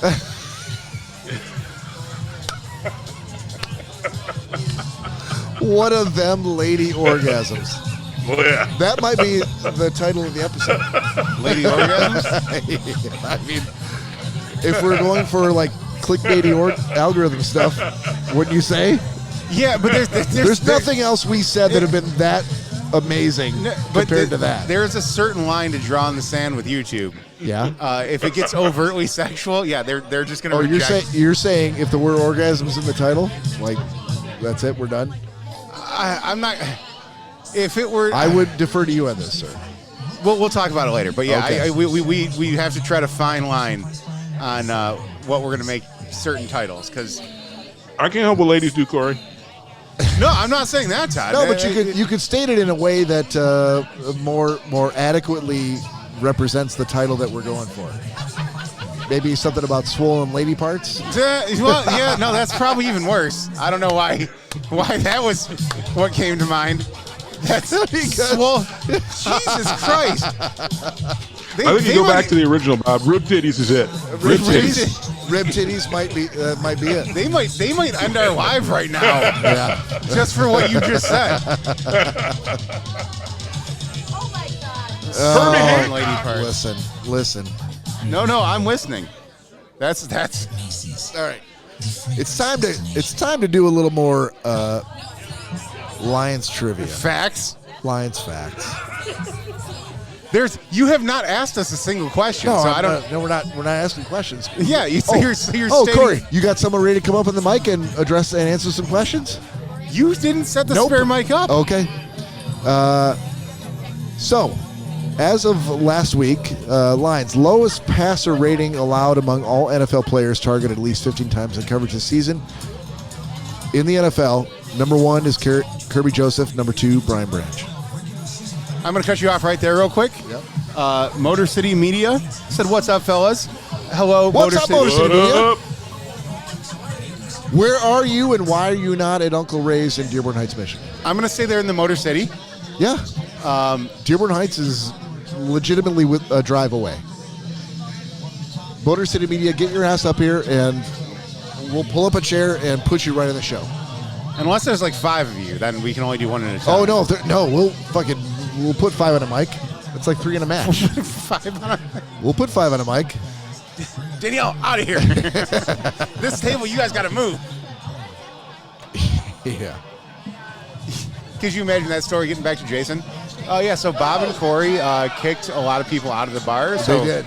They can have guests on the show. They said, ladies and gentlemen, it looks like you're enjoying your meal. I'm glad you had a good time, but you got to get the fuck out of here. But it's time for you Right to now.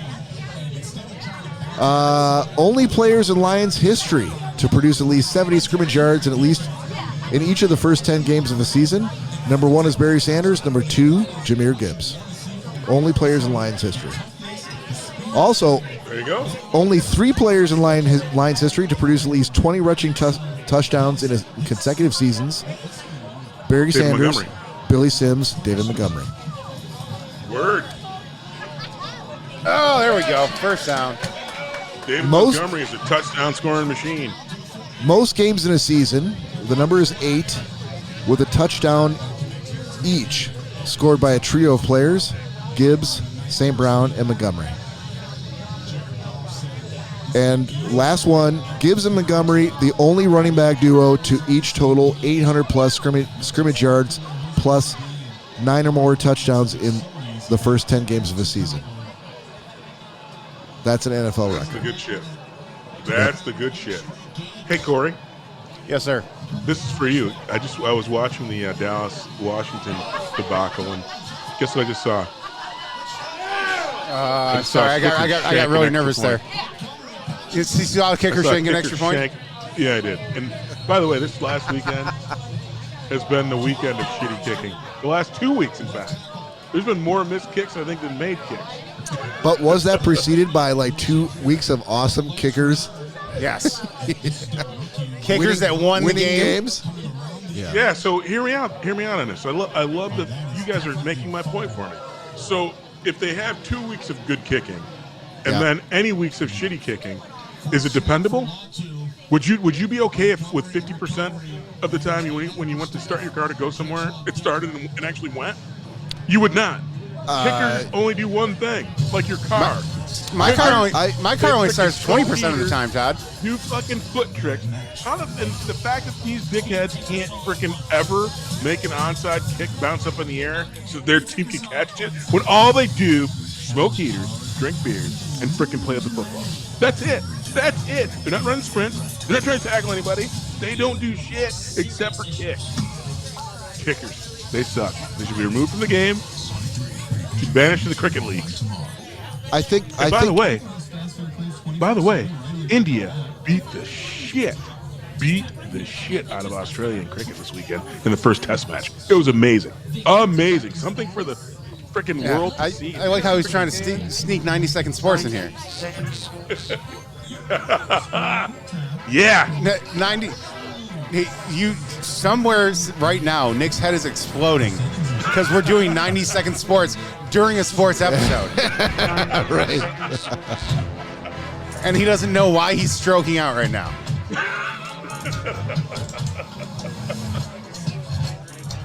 Well done, sir. Well done. Thank you.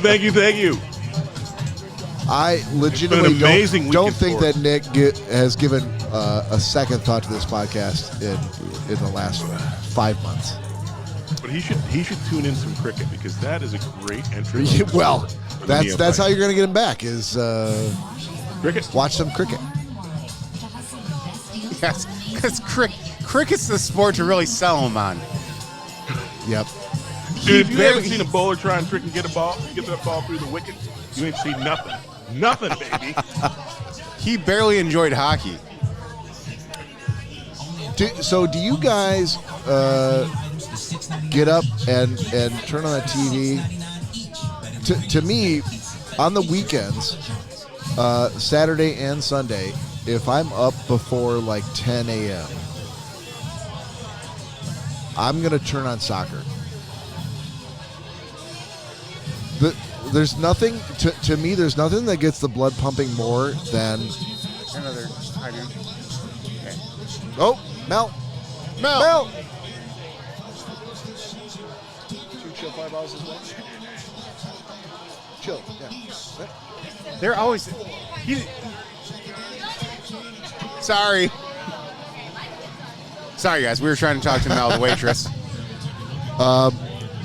Yeah, there's something Does she still have about the gas face? No. Mel's never got the gas No, face. that's Mel gone. is always agreeable. Nice catch. Always Amon helpful. Ra. No, on Saturday or Sunday mornings before like 10 a.m., putting on a soccer match that's airing. That crowd, it's not even as much the soccer match, it's the crowd. Those weekend morning European crowds, they just fire you up. They're chanting, they're singing. It's American football doesn't have any. The closest they've got to that is the Jared Goff chant or the Jack White Seven Nation Army chant. That's it. So I am. Have you been to a good soccer team, professional soccer team match, Bob? I've been to a Detroit football club match with So my the answer is no, brother-in-law, Todd. Nick. Oh, have been to like a Manchester United match? Like, no, I haven't. Well, I think I think that's even a different level. But the Seattle Sounders are really, really, really, really popular, and they sell out the same stadium that the Seahawks play in. Okay, And to have your you seen point, them? Yeah, I went and saw one of the games live a few years back, and I'm going to agree with you. I mean, I Years don't back. turn that on. Yeah, it's maybe 3 years ago. 3 years ago. Okay. Yeah, when they. So you're giving me shit about the fact that you saw them 3 years ago. I'm giving you shit. I'm not giving you shit at all. I was giving you props for highlighting the fact that being there live, the atmosphere, and I've been to multiple Seahawks games. That atmosphere at the soccer match was 10 times that, and the Seahawks have a great crowd experience. Yeah. So I was agreeing. Again, I don't turn on soccer or football when I wake up in the morning. No, I don't do that. But I will agree with you that the passion and what you get from a stadium experience, other than the Super Bowl that I went to, Yeah. That's every week at the Sounders. Oh, what was that, Goff? Come I'm on. not sure. No, I agree with you, Todd. On a Saturday morning before noon, a Sunday morning before noon, like you're just going to get ESPN commentary on whatever college or pro football is going to happen the rest of the day. But in the morning, starting at like 6 or 7 a.m., from then until noon, you can get live soccer matches on your TV with a crowd that is unbelievably hyped for the game. Oh yeah. And it's so uplifting, and I will do it.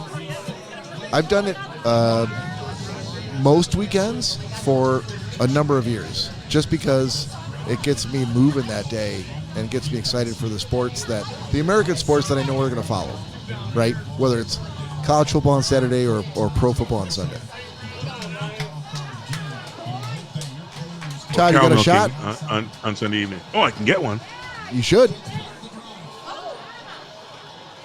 I'm back in business, All right. baby. That Mimosa Lions was a up great 14-6. 2:25 left to go in the third quarter. Third and goal. Oh, go to the outside. Yes! There we go. Yes! Woo! Nice. 26.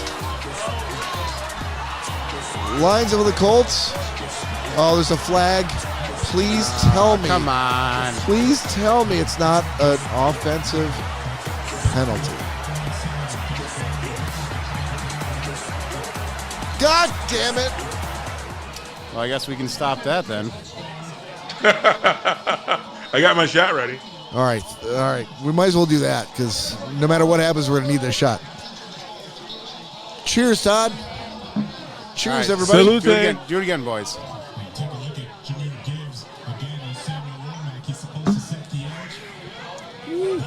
chocolatey goodness. Chased up with my coconut porter. Oh my gosh. Todd, I must give you some crazy props for not spoiling it for those of us in Michigan, where clearly you are at least 5 seconds ahead of us in the game. Well, remember, it's not the Lions game isn't being broadcast in Washington State, and I boycotted all things YouTube TV, and so I'm basically watching via another means, and so I think I'm like 3 seconds behind you. I actually did see that the touchdown was being challenged, but it still actually shows up on my board, so I'm a little bit behind you guys. Yeah, all right. So, and I apologize for ending the sound early because I thought it was coming back. I thought it was coming back too, but they just it was assessed on the field goal. It's on the board. Exactly. Yeah. So 21-6 Lions. There you go. What would I predict the score is going to be? 28-14. If I remember correctly.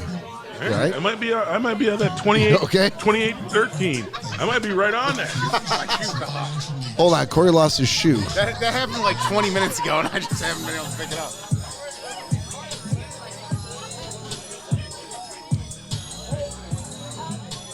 All right, so we're sitting pretty good now.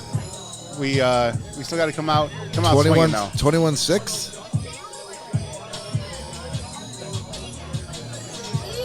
Did I just say 21-13? No, you said 21-6. I said if they score a touchdown, it'll be close to my predicted score at the beginning of the game. Oh, okay. Right. Well, you can't take that now. I did tell him to text you, though. Oh, he might have. Well, because he asked me about Thanksgiving Eve, and he's like, "Oh, should I text Cory?" I'm like, "Yeah, you definitely should." I go, "Remember, he doesn't look at Facebook." I go, "I just called him yesterday. He had no idea." Yeah, that's probably what it's about. Yeah, I'm sure. Yep. So I'll call you later, buddy. A little busy at the moment.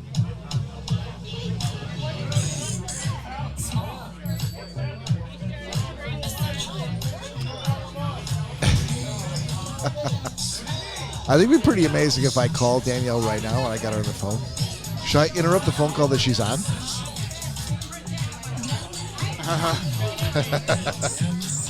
I would say no because it's probably her mom. So. right, maybe. All right, so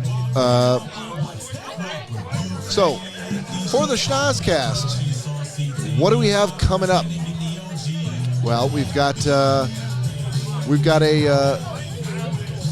live guest shot where Todd and I will be guesting on the Have Cheetah Will View podcast on the 13th of Friday the 13th of February. December. You just skipped a bunch of months there. I Okay. did. I know. I A know. whole bunch of months. Holy moly. So yeah, Todd and I will be on that, and then we're still working on Dave Hill. It's possible that before the end of the year we might get Dave Hill back on the show. But after that, January and February and March seem to be like they're going to be chock-a-block with interviews that we're going to be doing with a bunch of podcasts we've reached out to or shows that we may guest on that are waiting till the new calendar year to set their schedule. So a lot of shit in the works. A lot of stuff in the works for the podcast. Chock-a-block, Bob? That's new to me. What does that mean? Chock-a-block? Yeah, never heard of it. It's a white saying from the Midwest. Clearly. Which I'm still surprised that being that I grew up hanging around with white folks in the Midwest, I've never heard that before. Chock-a-block. Give me another. You've never heard chock-a-block? Todd, I live in the Midwest as well my entire life, and I've never heard that either. Are you fucking kidding me? No, I'm not. That's why I just said it. Hey, Danielle. Hey, producer. Miss Producer Lady. No, She she's asked busy. Old Paint, the lady dude. No, there's no. No, she's a Carpathian. Get Vigo up there and ask Vigo. Oh, they tried. Colts tried a very fancy play right there, and it did not work out for him. Do do do do do. She's a Carpathian. Do do. Nothing. No. No. All right. Hey, Cory, there's a message for you from Motor City Media. It has not popped up on the screen yet. Get your phone. And I'll tell you. Tell Cory that she shouldn't have listened to me for her fantasy football picks. Chuckle, chuckle. I feel like you just made that up. Oh, Yeah. no, actually. Yeah, Cory, tell Danielle that she shouldn't have listened to me for her fantasy football picks. All right. Chuckle, chuckle. Hey, Danielle. Motor City Media said that you shouldn't have listened to them for their fantasy football picks, or your fantasy football picks. They're talking about you, about her in particular. Yeah. Okay. You don't know who Motor City Media is? I don't either.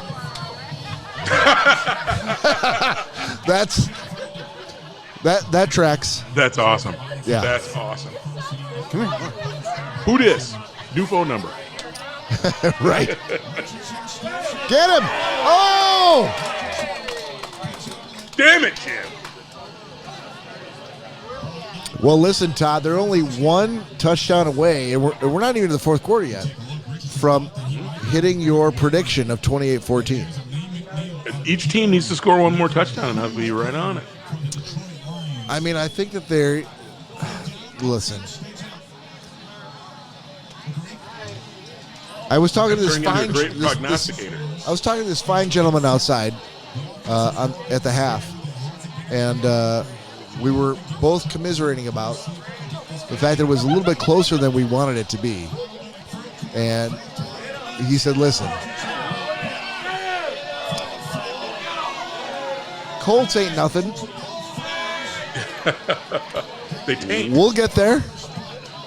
I see another 2 touchdowns in our future, and I see 0 touchdowns in their future." I'm like, okay. They've scored literally 0 touchdowns. Like, Colts have kicked 2 field goals. That's it. So,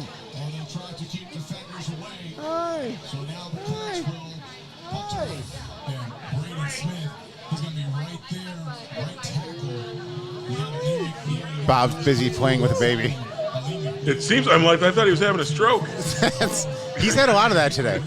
Between the oily, sweaty forehead and cheeks. I see all him right, on listen. the cam. He's like, All right, hold on, motherfuckers. You can't say that after you were just playing with a baby. What other job can you get as an adult where you could touch hands with a baby and then say, "Hold on, motherfuckers"? feels like any kindergarten kid. It feels like any kindergarten teacher. Those of you who are like, I feel like I wanted to start a podcast, but I'm like, I don't know if I should. Every inner city Let me just tell you, kindergarten teacher ever. it's worth every minute. Worth every minute. Did you hear what I said, Bob? No.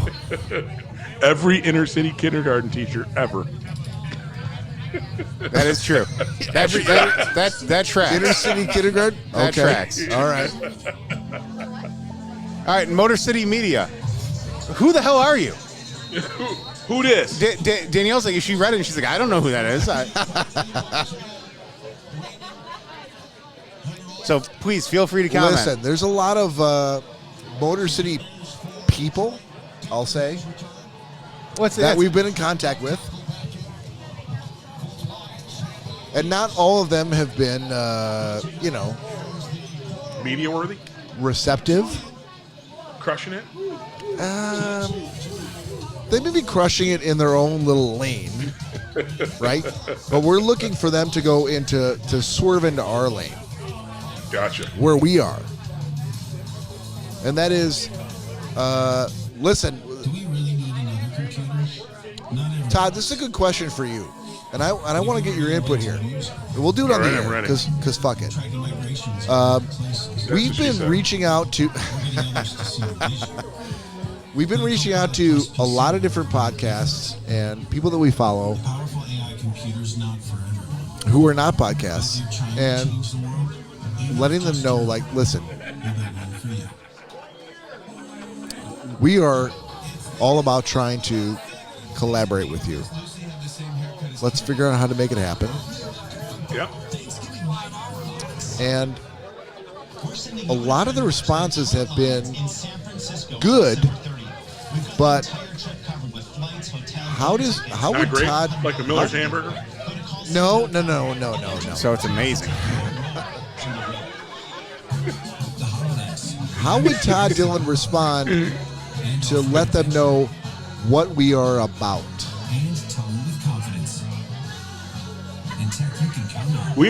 That's easy. Okay. What we're about. This Yeah. is it, man.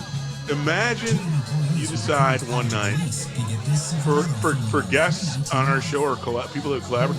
Imagine you decide one day, hey, we're going to the bar tonight. And we're going to go to the bar and we're going to have a good time. We're going to meet some new people and we're going to frickin' chew some fat, eat some cranberries, do some good shit. Eat some Cranberries. Gross. Yeah. And you show up at your favorite Eat some watering hole, cranberries. and you see one amazingly handsome Me? devil and one short devil, and then the old man with multiple English majors. Imagine rolling up on that group and having the best time of your life. You're gonna laugh. You're gonna be disgusted. You're gonna cry. You're gonna laughing, cry you're going to be a little bit. disgusted. There's definitely gonna be some tears in there. There's gonna be. You're gonna experience every single emotion that you can experience. But when maybe you a little- get home that night, you're gonna go, I'm doing that again next week. Maybe a little disdain. His selling point was, you're going to laugh, you're going to be disgusted. Yeah.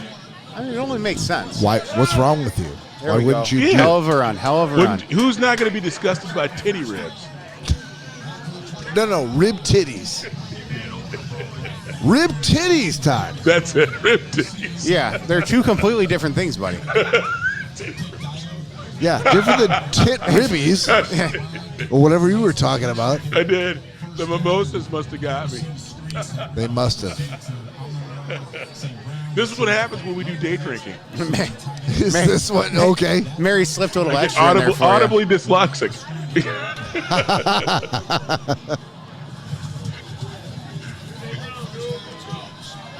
Yeah, There spit you go, out, Bob. spit out. Audible No! dyslexia.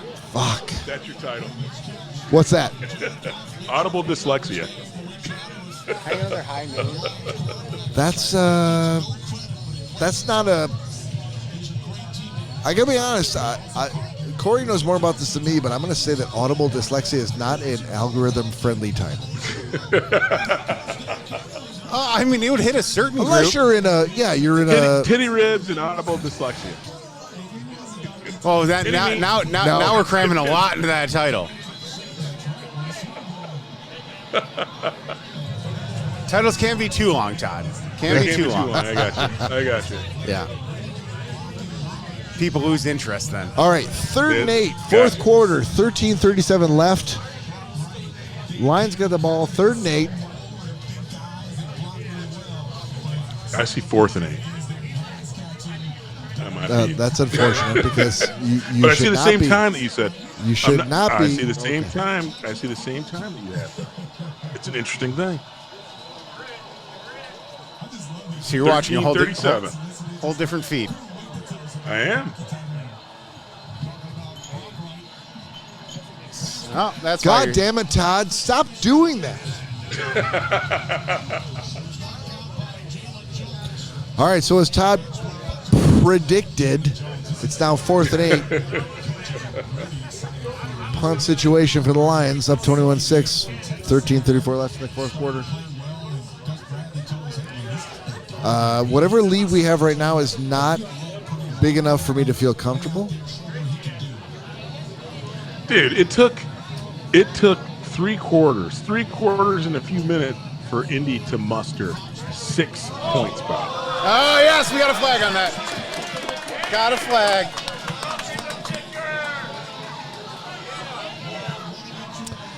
Yeah, well, actually, to your point, Todd, I think they scored those 6 points in the first half. So Exactly. there's been nothing in the third quarter. Exactly. So, I think you're fine.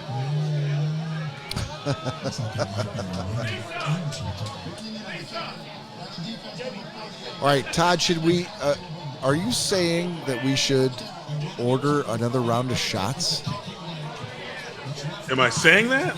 Yeah, Or are you thinking it? yeah. I'm saying if you do another shot, I'll do another shot. But it's going to be a long afternoon for somebody at my house. Thankfully, Yeah, it's only you and Mary at the house. We knew that. We knew that. All right, so who else here is excited for the Skeleton Crew on Disney Plus? Thank you, ma'am. Thanks, Mel.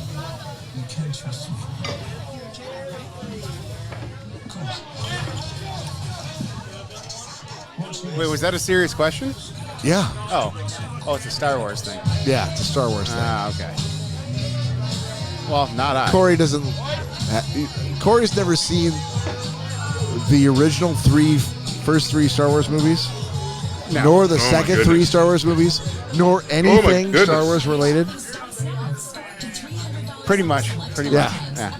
Yeah, he's actively avoided. If it's about Star Wars, Cory's like, nope, not interested. Wow.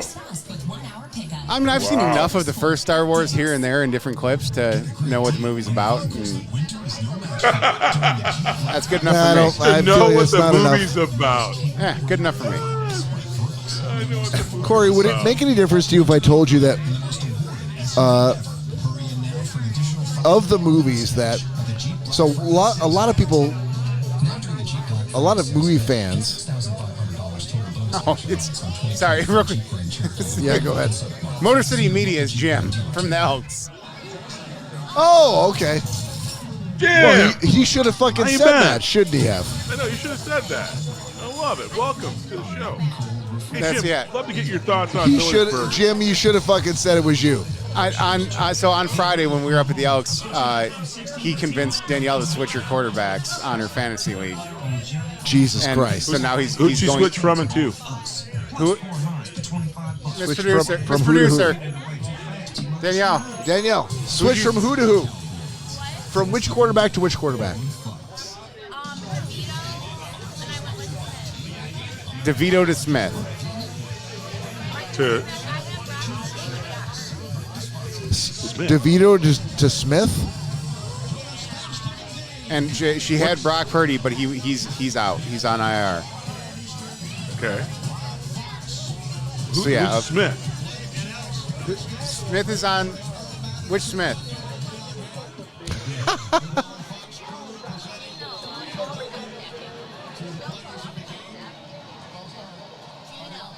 Geno Smith. Oh. She should go with Gino. Seattle. Well, no. She was convinced to switch to Gino. From DeVito? Yes. Yes, Is he having a big game today? He must be. I guess. Which is unfortunate because she was Gino's convinced gonna to be fine. switch. Gino's going to be fine. All right. Well, cheers, brother. Oh no, Nope, he's out of Is he bounds. in bounds? Out of bounds.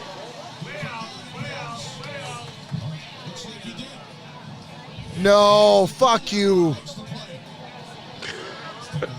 Oh, Nope. No, he only no. had one in.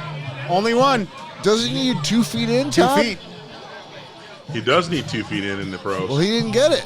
This ain't All college right. football. Second and 15. All right. Ty, get a shot. I got a shot. Cheers, buddy. Salute. Cheers, brother.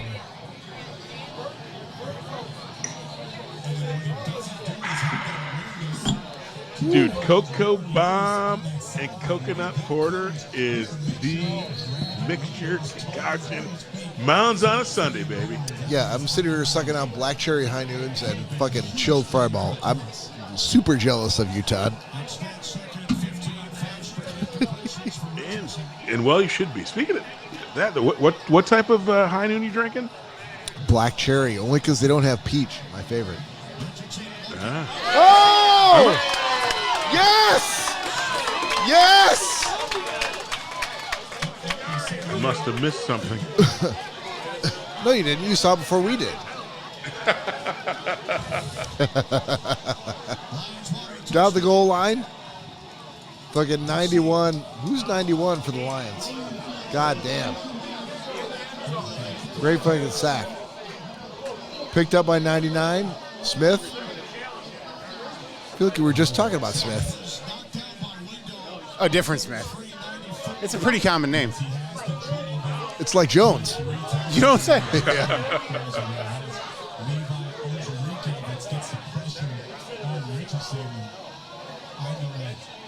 Oh, he did not have forward motion on that. No, it was a Not have deflected forward pass. motion? What does that mean? It's a bunch of bullshit. In order for it to be an incomplete, you have to have forward motion on your arm. Oh, okay. Get it! Oh! This is the part, Todd, where I remember from the last, let's say 2020, 2000 to 2021, and also 1990 to 2000, where the Lions would shit the bed because they were not a fourth quarter team. Right. And now I feel like They're a complete team, dude. they're definitely they're more of a fourth quarter team than a first quarter team. He's got this team planned. They're in the right mindset. They have all the right stuff going on. Yeah. I have stopped. Dr. Phil, our Dr. Phil. Yeah. Sends out a weekly. We don't need that. He sends out a weekly text saying, go Lions and whatnot. And Sure. Dr. Phil Anton. I used to regularly text him back right away as soon as it would hit my inbox Yeah. with "they suck." Like as soon as it hit my text inbox, I would be like, "They suck," and he will clarify. I'm not doing that anymore. I leave him be. Yeah. I leave him be. Here's the sad flippity flop. Now when he sends me that on Michigan game 10, I'm like, Right. It went from the Lions to Michigan now. It's that. So I've felt for a long time that while Todd might favor certain teams, he's a realist, and he will not just jump up on your bandwagon. I guess I call him like I see him. Yeah. I would consider Todd a realist if he knew what he was talking about when it came to burgers. But Yep. Except for burgers. That argument kind of goes out the window. You don't know shit. Yeah, he talks all this crazy talk about hamburger joints. Yeah. Dude. I'll I gave gladly pay Miller's you a Tuesday solid for a 12 hamburger ranking. today. A 12 ranking in Michigan. That's pretty good. All right, so hang on. So while we're on commercial break, I'm curious now. What's number one? What's the number one Metro Detroit burger? He can't even think of it because he wants to say Miller's. No. I'm definitely going to say Miller's. Can I take a guess? I think mine, but they're not open. They're not open anymore. The Red Dog Burger was. Nope. No. Got it. They have to be open. I feel like you meant to say Red Coat Tavern. Red Coat Tavern is pretty good. But they have a good burger. No? No. I said yes. They are very good. Chuchi and I have had Red Coat in the middle of the night. Yes, very very good burger. But but hang on though, because so that says something for your and I, Red Nuts I loved burgers my or Long whatever. Shots burger back when I was there, Bob. For the what? I loved my Long Shots burgers. Dude. Yeah, those aren't around anymore either. Oh no, they're not. Okay, 'Cause so that motherfucker burned his bar down. Yeah, so guess what? Places that aren't around anymore, that says something. You truly had a shitty burger if you're not even around anymore. I've been to Miller's multiple times, and I've never said, this is the best burger I've had other than today. But It's a good burger. I'm not saying it's a shit burger, Corey. No, but the place, a good burger. The places you're listing Red off, Robin though, makes an okay burger too. wow, you can go fuck yourself, sir. To put Miller's anywhere near Red Robin. Yum. But yeah, bottomless fries. Yeah. That's how they draw the people in. But so you're exactly a mediocre burger and bottomless fries. I'm not gonna lie, the strawberry lemonade, what's it called? The freckled lemonade. That's pretty good too. Yeah. And freckled not for nothing, lemonade. you know where Red Robin picks Miller's right in the cheese? They actually have it. They have two things: bacon and egg on a burger is the bomb, bitch. True, but They're not the only one though. Right. That's. Does Miller? Tell me about Miller. Tell me about Miller's bacon cheeseburger, Bob. Because they keep everything fucking simple, Todd. They keep it simple. Tell me about it, Bob. Tell me about it, What's Corey. that? Tell me about Miller's bacon cheeseburger. Tell me how good it is. It doesn't. can't I get can't one. because you can't get a bacon cheeseburger at Miller's. Exactly. Because they're You know what? simple people. They get a number 12 burger. They're They get a simple number folk. 12 because they lack Simple God's folk. meat. Much the way that Vigo the Carpathian would have loved a burger place. Dude, I'm about a burger that can make a complete burger. Okay, so Todd, number one place that is still around. That doesn't have bacon or egg to put on their burger? I didn't put those limitations on you. You put them on yourself. Well, then again, any place that has bacon they got a leg up on Miller. I'm not saying comparative to Miller's. I'm saying number one in your mind in the Metro Detroit area. Hang on. I got to give you places that go in Michigan that are still open. I will tell you, Telway. Telway's like Bates's Burger. Yeah, it's unconventional. Yeah. But it's a hell of a burger. Oh, Daily Burger. Daily Burger? No, that's not open anymore. God bless him. That was on Inkster, wasn't it? It was. Yeah. No, Not anymore. they're very since closed. Hang on, I'm looking at it. Hang on, he's looking. Hold on. I'm looking at places I've been. Dude, even when I look, Miller's comes right at the top of the Metro list. Detroit. It's not even on the list. I did best burgers in Michigan, and they clearly weren't on the list. Metro Detroit. And then I'll see if I've been there. So, Todd, you remember Howell's, correct? Yes. They claimed for a long time they had one of the best burgers in the Metro Detroit area. And Jimmy, I went to school with his daughter, actually. He always had the claim that they had the best burgers. I thought they were disgusting. He would dry them out. They were too thick. And then you'd watch him scratch his asshole while he cooked your burger.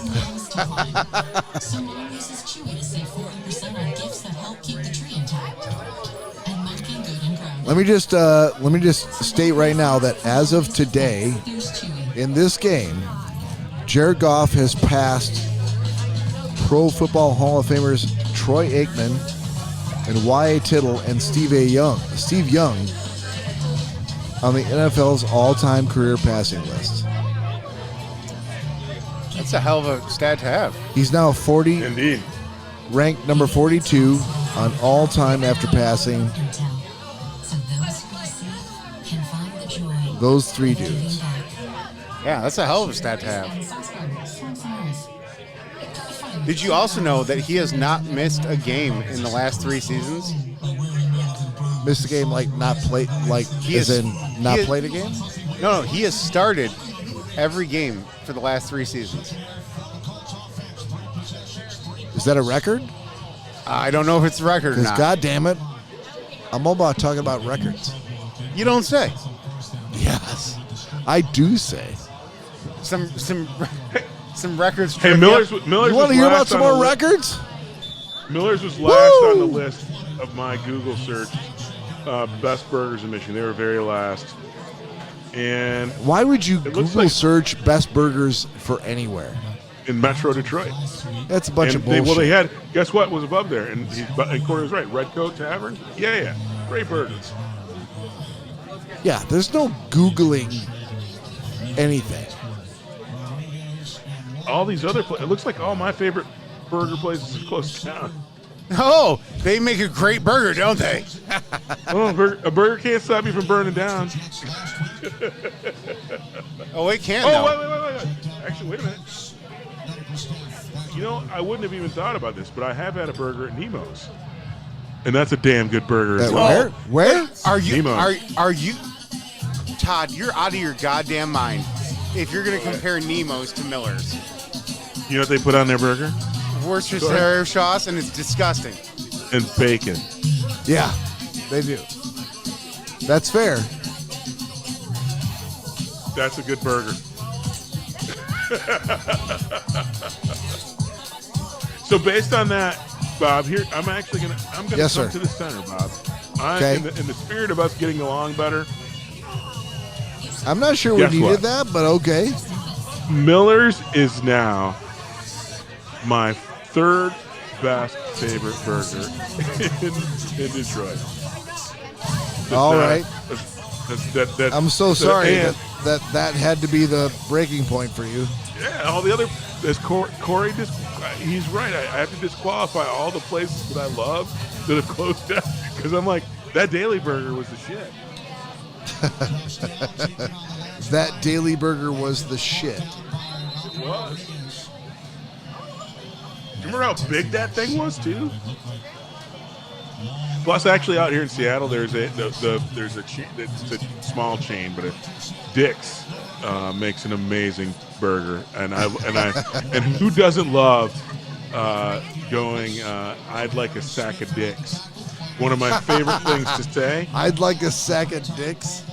Yeah, and they are delicious, bro. And in fact, I actually when I was leaving our old company, I threw a party, had it catered, and a dude brought a bag of dicks, and it was a hit. Dude, I'm going to wake up tomorrow thinking that I dreamed this part of the podcast. Where Nothing better than a bag of Todd dicks. said he loved a bag of dicks. Loved it. And they don't put bacon on theirs either. And yeah.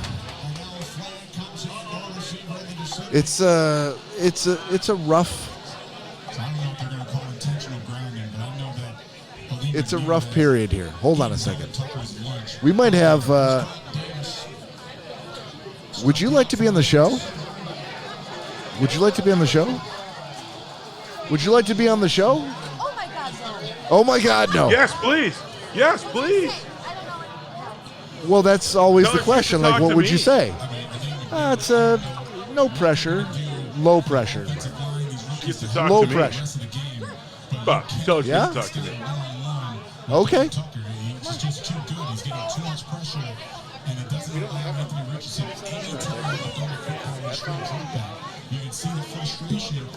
Todd, I was very excited to Yeah. hear you say that about Miller's, by the way. Yeah, they moved up. Yeah. What's your name? What's your name?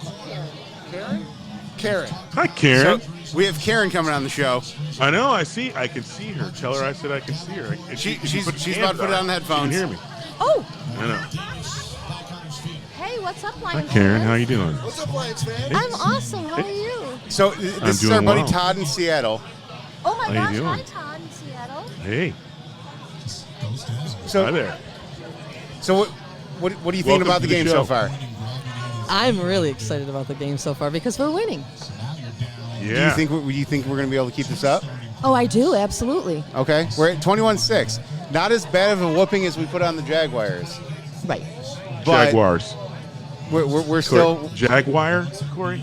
Jaguar. Jaguar? Jaguar. Yeah, there we go.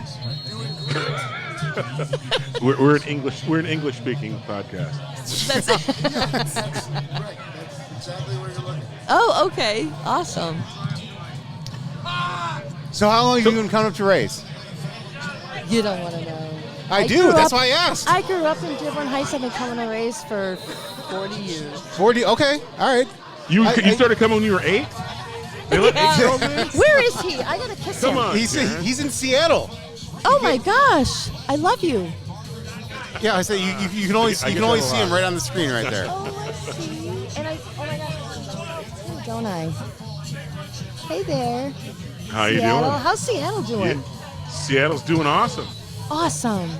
We're making it rain. Yeah, I was gonna say. That's the one thing Seattle's good for. That's right. So Todd, we tell everybody that so that they don't come here. That's really smart. That's so smart. although Todd did have a huge. You guys had a bit of a storm come through. We had a bomb cyclone come through. 60-mile-per-hour winds in my backyard. Whoa! What'd you lose? Anything? We didn't lose. We lost power for 3 days. My internet's still a bit flaky, but otherwise we're good. We're unscathed. Oh, thank God. And Todd's got chickens and everything in the backyard. Really? Yeah. How fun is that? Yeah. Yeah. Todd's a big chicken fan. Todd's a big hippie. Who doesn't like chickens? Oh man. Fried chicken, living chicken. Eggs. I would say you. Eggs. Why are you gonna kill them? You gotta get the eggs. That's to say. Why do you go there? Why do you go there, Todd? That is something. A brother man not talking about fried chicken? Come on, Karen. It's a podcast. You wanted to say it. I just let you off the hook. So You wanted to dance? Is that what he said you wanted to do? Hang on, Todd. You wanted to say it. Todd, I don't think we've ever asked you if you. Yes, sir. I know you have a lot of chickens for the eggs, but you've never. I do have all the chickens for the eggs. You've never. I'm not a chicken star. No. Okay, all right. I've not fried any of my chicken. All right, that's I figured only that. Eggs. I only have hens, and we only do the eggs. Okay, good. All right, I figured that. I just wanted to know for Not that sure. it matters. I mean, No, you gotta eat. yeah. Exactly. Not there's anything wrong with it. I mean, if one Not that there's anything wrong with it. if one It's dies, like Winky you got, Dinky hoe cakes. Hoes got to eat too. you got to do something with it. But Too funny. So, Karen, where are you from? You from Dearborn? I'm from Dearborn Heights. I was born and raised in Dearborn. Well, actually, I was born in Chicago, but I was raised in Dearborn Heights here. born in You were Chicago. born in my sister Chicago city. I was Heights. born in Milwaukee. Okay. We're like brothers and sisters from another mister. We are indeed. Exactly. So when did you move here? Oh, I was 6 months old when we moved here. Oh, So this okay, is all okay. I've ever known. Dearborn right. Heights is really all I've ever known. I'm a Wayne Westland kid myself. Okay. My daughter lives in Wayne. Okay. All right. Neighbors. Yeah. Definitely Yeah, neighbors. Why did you go out to like I said, Seattle? sisters from another mister. That's right. What took you to Seattle? At work. Okay. I mean, my company bought a company that was based out of Seattle, and then my wife and I moved out here and could not leave. I live on 7 acres at the bottom of a mountain. Stop it. On a nice little estate, and it's pretty cool. He has a helicopter. No. Yeah. What? I'm not even worthy. I don't know. That's at least what Bob. That's at least what Bob and I say. That's what Bob but says. That's what Bob says. My nephew just Bob moved to said. Bainbridge Island, so I've never been there, but I've heard it's beautiful. Oh, you got to. Bainbridge Island is awesome. Almost, we looked at houses out there, but who wants to take a ferry into work every day? I know, right? Well, he doesn't work. I mean, he lives a life of Then- leisure. that must That's be it. nice. That's what we do out here. That's how we roll. Living the life of leisure. That's how we roll. Yeah, who you up here I with? would love to give a shout out to my niece Stephanie. It's her birthday today, Happy birthday, and Stephanie. she's right there. Stephanie In the Elise. black jersey? Stephanie Elise Whitaker. I Happy love birthday. you more than anything. Happy Oh, it's you. birthday. Happy birthday. She's here with I her had to dear, sing to dear her. friends, and I had I to couldn't sing be to her. happier to be with them. What kind of shot would she want to do? What? What kind of shot would she want to do? Oh, that's a really good question. Lemon drop, maybe? A lemon drop? All right. We can make that happen. All right. Lemon Give her. drop. Why don't you get her a money shot, Cory? I, Get her the money shot. I recently That's a had to tell blowjob. someone what a money shot is. It Instead of wasn't putting sugar on her, comfortable. I mean, put salt. My wife is sitting directly across from the table from us, so yeah. She knows what it is. I get that. I get that. Girl. Did you hear what I said, Yes. Cory? She I said did. no. I did. I did. What is your name? What's your name? Bob. Bob. Yeah. Bob Beep. I know you're Karen. Okay. Yeah, lemon drop coming to the birthday girl. Oh my God, you're awesome. How about some water for me? I'm getting Water? water. You want water? Yeah, I love that. Thank you. Yeah, get her, Yeah, get, wow. her get her pipes cleared up. She's on the, My she's on the mic. goodness. Come on, we got 15 minutes left. Is that what we got here? Yeah, 15, 19. Or no, 7:34. 7 minutes. 7 Well, that minutes could left. last an hour, right? It could. It In technically football could, time, yeah. that's a This that's a isn't long basketball. Time. No, it's not. How about the Basketball's way Pistons? too easy. Yeah. How So about do the I. Pistons? So do I. So, Karen, we gotta keep this shit going. so, Keep it going. so is football Keep it your number rolling, one sport? I love to watch football. What about hockey? Any? Oh, hockey is exciting. Okay, I don't really follow sports, but when they're on, I get really excited when our teams are winning and When they're losing, you don't like excitement them? in the air. No, I mean, anytime you're together for a sport, the people that you meet are just amazing. The energy that they bring, the excitement that they bring. They're all excited about their team, and I mean, how much more could you ask for? Cheers, Hey, Stephanie. Karen, has anyone ever told you that you have a great radio voice? Hold on. Karen, you gotta go No. sing to the birthday girl. Oh, You do. happy You should birthday, replace my Bob. love. No, birthday girl's gonna come up here. Oh, she's got to come up Birthday here. girl, Happy come up here. birthday, Take Stephanie. Take the headphones. Yep. Oh, Yep. I got to give up the headphones? Yep. Oh. I'm gonna sing to Stephanie.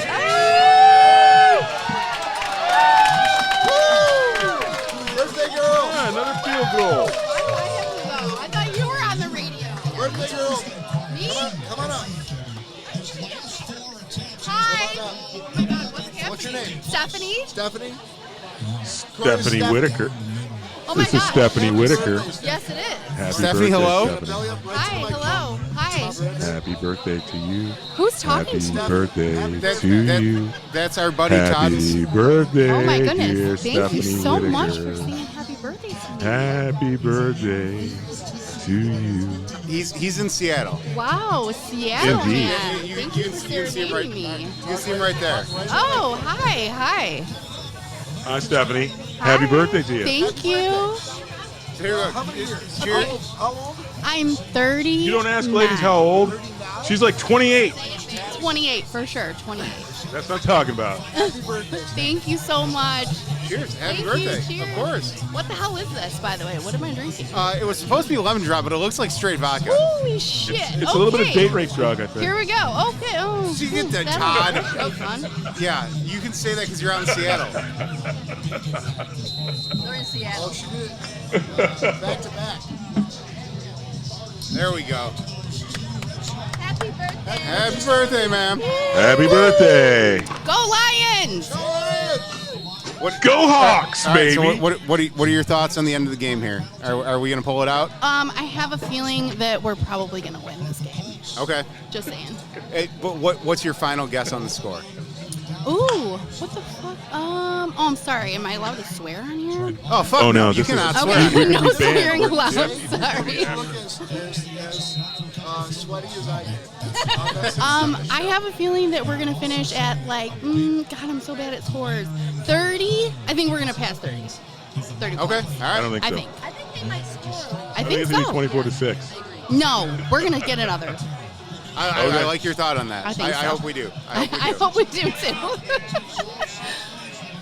Well, thank you guys so much for my birthday shot. Of course. Happy birthday. Happy Thank you. birthday. Woo! Thank you. Oh my God, that was awesome. birthday. Thank you.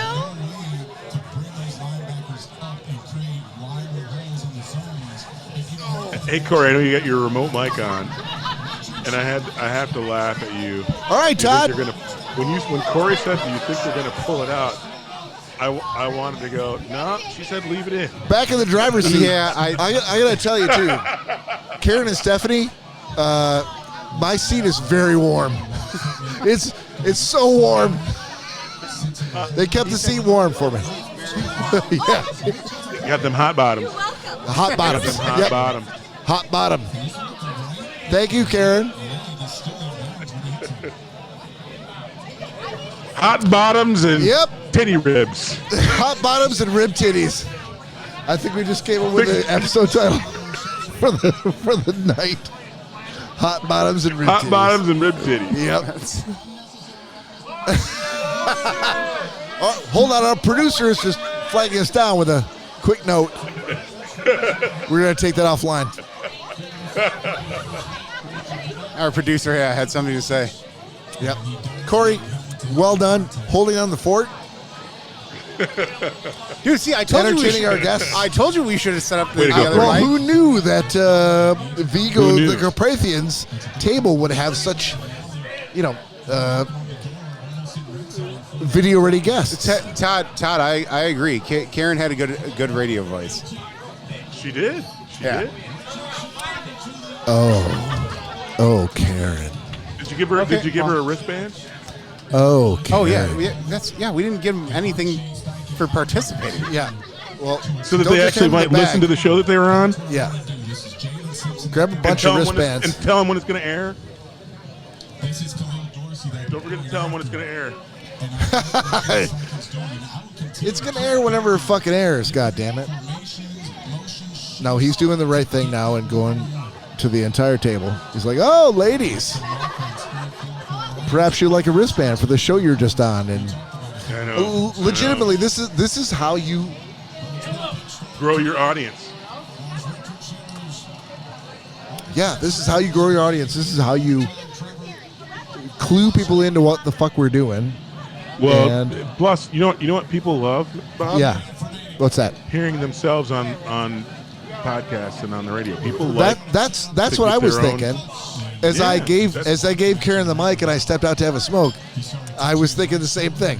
I'm like, yeah, people love to hear themselves on a podcast. And if you give them a set of headphones where they can hear their voice, Absolutely. it's really an amazing and, thing. and not for nothing, I did serenade the birthday girl. Did like you? A Mac Daddy. Oh, I did. you're I gave her like the- a I Mac gave her the- Daddy. I did the happy birthday. Like a Mac Daddy, you Dude. fucking serenaded him. You Oh, son I of a did. I did. motorboating son of a bitch. I did. I put that bass in those freaking. I put that rib bass in titties. there. He put some stank on it. Thank you, Karen. I don't think She's she heard like, you. oh, nope. She's like, oh, I left my wallet in the bathroom. Exactly. I've had enough. No, I said you're the best. She digs me. She digs. Of course. She came over. I'm like, what the fuck do you want? She's like, I don't know what the fuck you want. I'm That's- like, no. that's- I that's what you said to "Thank-" her? I said, no. I said, thank you. And She's like, by the "Oh, way, thank you, Bob. And I'm like, by the oh, way- she digs me. instead of lemon drops, guys, have you Yeah. have you ever heard my? So you know what a blowjob shot is, right? Yes. Although I always mix up a blowjob shot with a cement mixer, and somehow Either I way. feel like that's the what. But That's unfortunate for you. The difference is not for me, but the difference is for the recipient of the shot. I'm feeling like their reception of the shot is much worse than it probably is. Well, if it goes to cement mixer, then yes, because that's just curdling shit. Yeah, right. the Baileys. Right. Yeah. But And I know A and it's- blowjob and shot and it's is definitely not that. Bailey's with cream. So Yeah. and you put Much and they better. usually sugar the rim. They usually sugar the rim of the shot Right. glass if they're doing it. for a And- blowjob shot. Yeah, for a blowjob, yes. Okay. Yep. But I actually changed that up when I was in Michigan still, and that's why I kept saying. But you guys did. I realized that you guys didn't know the shot that I created, based off that blowjob shot, was called the money shot. And instead of actually coating the rim with sugar, you coat Is it that? with salt. Hang on, Todd, real quick. Let me take a quick guess on this. Is that where you come in your own eye and then take a cement mixer? No, you do the blowjob shot, but with salt. I on feel it. It's more realistic. The song. Oh, okay. I was a little off. Are you coming your own eye? I was a little off there. Sorry. Yeah, you had me a come in your own eye. Yeah. I mean, Who doesn't wear goggles? Who doesn't wear goggles? Todd, why? Every time I come to your house, there's just goggles in every room. Why are we down to like 3:55 in the fourth quarter, and all of a sudden Todd's like, "I'm gonna go for the episode title right here, come in your own eye." That's what I said. That's what Cory said, exactly. It wasn't me. I talked about the goggles. Hell of a catch. That was a good catch. Got the first down. That's yeah. Why are there goggles and Right. Why are the goggles in eyeglasses play? in every room? Oh, those are my jizz goggles. Exactly. So were these ladies really kind of surprised to hear what we were doing? Because I'm not going to lie. When Karen is in the corner, she's the one who's been looking over here like all night long. Because she's looking at you, Bob. It's just old man stank. It's that sexiness 101. You shut your dirty whore mouth, Todd Dillon. Lagerfeld on her. But that's where I mean, or that's polo. where I'm like, oh, she wants to High come up karate. on this. That's why I put her on the mic, because she was looking over here. She wanted some of that high karate. On I did not know that her friend had a birthday. Hey, it's her sister. I think it might be her daughter. It's her sister. Oh, did she say Whitaker. sister? I'm gonna let you guys fight it out. It's a sister. Sister or over daughter? It's her sister. Well, that and the fact that Karen. Is that your sister or daughter? Your niece. That's her niece. Okay. Yeah. No, she said sister. So she must have said sister's kid. Sister's kid. Yeah, that could be it.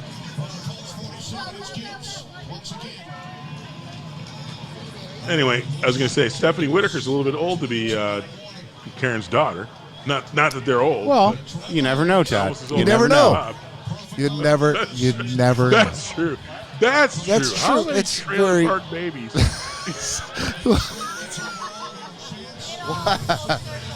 You'd never know, Todd. No, it was her niece. Yeah, there you So go. you were so close.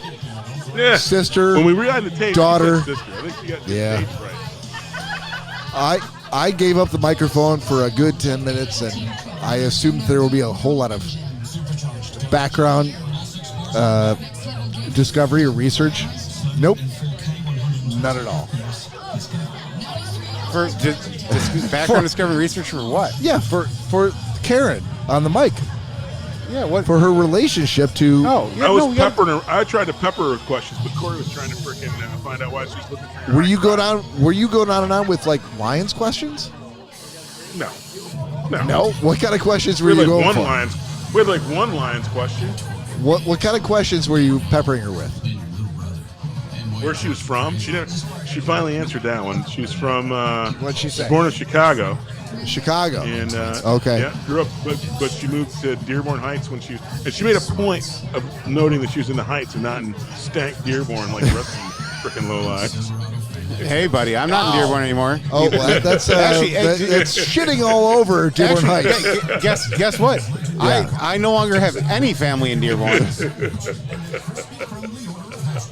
She made a point Why of not noting family? the Heights and not Dearborn proper. Yeah, sorry, I forgot about Dearborn Bob. I forgot about Bob and Yeah. Christy Yeah, forgot about Bob. and Nick. Don't forget about Dre.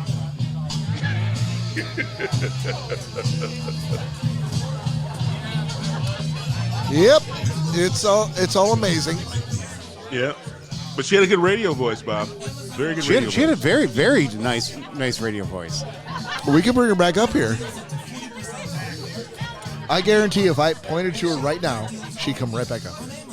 Because she wants to smell that old Lagerfeld on you, bro. Oh, that Dracar Noir. English leather.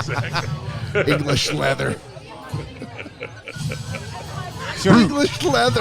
Fabergé. Y'all some cheap ass motherfucker. She said, Todd, she actually told me, she's like, my face is getting a little dry.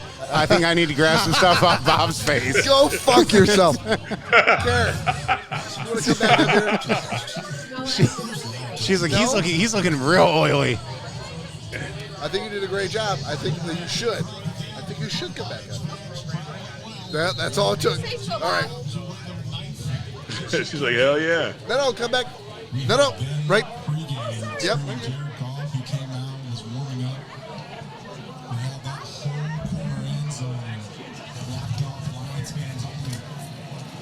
This is your podcast. Yeah, that's it. Hey. What? Oh, I'd love to know how you came up with the name. Oh, you can ask her. Are you looking at his face? How Look at did that we come- nose. How did we come? Look at Bob's nose. Shut up. He's where? This is, No, is that's this Cory. Bob? No, I'm Yeah, Cory. That's Bob. Bob, Yeah, look at that. Look at the nose on that face. you got a great nose. Yeah. If you like mountains. Who said that? We all did. Really? What makes you say that? Well, hang on. Now, He's got Have a we good just breather. changed the tone of this podcast? No, Bob's Yep. got a great breather. That's why it's Yep, called a you sure- Schnozzcast. you sure did. 24/6 now. Hey, that's exciting. It is. Indeed. I think we might pull this out. Cory, again with that line. You're trying to sexualize this podcast. What did he say? I mean, every time Karen comes on the mic, you talk about pulling it out. I'm confused here. That's okay. What's wrong with that? That's being safe, I'm Todd. trying to figure out. He's a good Catholic. He's a good Catholic. So am I. It's just being safe. We have to be very careful. Yeah. Exactly. It's not what we do, it's what we say. Exactly. I couldn't agree more. Couldn't agree more. Well, it's actually good to have you back because you really do have a great voice for radio. for podcast. I've never heard that. And you know, the funny thing is, yay! Yeah. I can't should stand start the your own sound of my podcast. voice. Honestly, You should hire some talent. never thought I had a voice for podcasting or anything. Really. I definitely think you do. So sweet. That's so awesome. New career for you. I love my career. I love my career. What do you do? I'm the operations director for an environmental nonprofit organization here in southeast Detroit. It's called Friends of the Rouge. Okay. Oh, I love it. The Rouge River. Yes, sir. You guys the cleaning it Rouge. up? We are cleaning it up. We are telling people what to do and what not to do, and trying to get people to don't dump understand. Cayman in there. Oh my gosh! Don't no, dump your motor oil in there. Oh my gosh! Everything. So- Everything. But you live in the Motor City. There's more carbon emissions coming out of Detroit.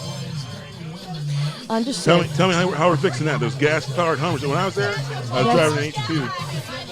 And you know, I I'm was not. making my own carbon. It's not much about air quality as it is water quality. River quality. River quality.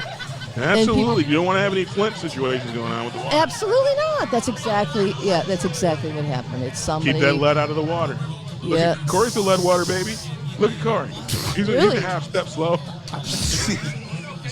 At least I'm not 2 steps slow like Where you. did you grow up? Where did you grow up? Dearborn. Dearborn. Where at? Where at? Ford and Outer Drive. Okay, those are my old stomping grounds. Yeah. That's You're a lot younger than me. No, I don't think so. No. I think you're considerably younger than me, sir. TT You'd be is surprised. old I'm man. 66. 30. Me too. That's all right. Yeah, See? exactly. I'm closer Nice to work, that, though. TT. I'm No. sure. So, Yeah, so very important question now. Karen, Okay. Since you're like co-hosting the show, are you going to listen to the podcast now? Oh my gosh, yes. There we go. Of There course we go. I am.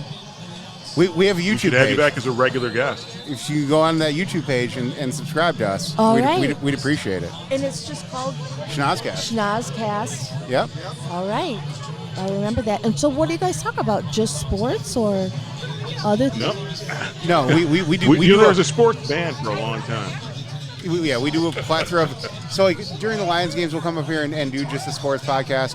But every Saturday night we go live and we do. We talk about movies. Basically, if you were to come to the bar with your friends, like you guys did today, Yeah. and just sit and talk, that's what we sit and talk about on the podcast. Oh my God, where are you going to be next? I mean, where do you go usually So, when you go live? well, Well, usually we do it from our studios. In Seattle? Well, no. Todd's studio's in Seattle. Our studio's at Bob's house in Dearborn. Okay. Dearborn, yeah. But yeah, we talk about just about everything. So that's where you go when you do your Saturday. Saturday, yep. Imagine every Saturday evening, Karen, you said, "Hey, let's go to the bar," and you see an interesting group of knuckleheads talking shit. And you wander over to hear what they're talking about, and you're like, "No way are these guys talking about this craziness?" And then you interject. That's us every weekend. Oh my talking God, about I love that. complaining about people who drive slow in the left lane. Oh complaining my about God, people I who love pour that. Motor oil in the river. Hey. Complaining about ladies who go watch their kids in the grocery store. We complain about everything. I don't know what you're I love that. I love that. We talk about music. We interview cool bands and comedians. Really? Yeah, We are the show. All right. I love that. I would love to be a part of that. You're and part of it now. You're part of our history. This is episode 305. This is our 305th episode. We've done a lot of episodes. Okay, that's awesome, you guys. But- Where did you start? So here's the background story. First of all, to go back to even the name Schnozzcast, Bob and his buddy from college, they originally tried to start something because they were both big schnoz guys, and they started calling it the Schnozzcast, and they only did a couple episodes, and then Bob and I and another buddy of mine, we would go out all the time on Saturdays, and we came over to Bob's house one night, and he had his computer set up on the middle of his dining room table, and he's like, "Hey, we have some funny conversations at the bar. I think we should record them and just hang out here for a second." And at first, we were all like, "Dude, what are you doing? This is so dumb." I love it. And so we did. We sat and we talked. I had a couple drinks, and then the next weekend we came over to Bob's house. He's like, "Dude, that was great." He's like, "We got to do it again." We're like, "Okay." Did it one more time. I'm like, "Never again though. This is getting weird." And then we came over the next weekend. He had microphones and this tiny little mixer set up to his computer, and we're like, "Dude, what are you doing? We don't want to do this." People like weird. Am I wrong? Yeah, and so You're right. People like weird. so we And Bob and Cory are But- weird. Thank you, sir. We're the weirdest. So he had two microphones that we had to share between four of us, and after that, we just started doing it every Saturday. We bought more microphones, bought a brand new mixer, started hooking up video to stuff, and then So how does the Seattle? And then they hired this a talent. friend from Dearborn that moved to Is that what happened? Todd's kind of been all around, but he is a Michigan. I'm the higher talent. He's a Those Michigan guys native, are okay. Okay. and so yeah, he decided he wanted to join the cast. I love you, baby. Happy birthday! Happy Of course. birthday, Froelich Geburtstag.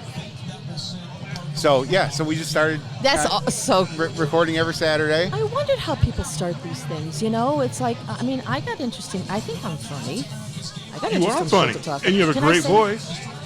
Yeah, you can say whatever you want. It's a podcast. All You right. can drop as many F-bombs as you'd like. That's my Or keeps favorite. talking about porn.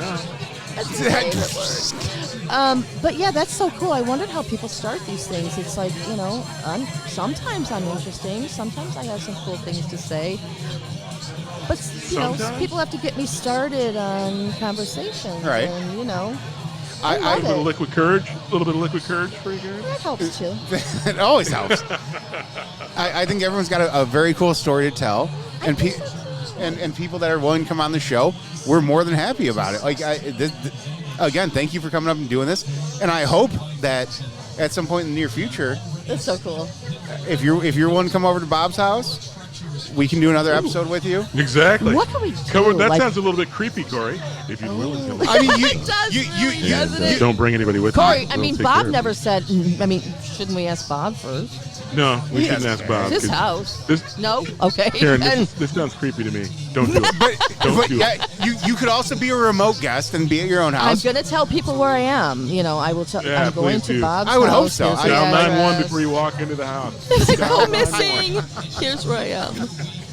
That's crazy. I would love to do that. Yeah, you're more than welcome. Like I said, What?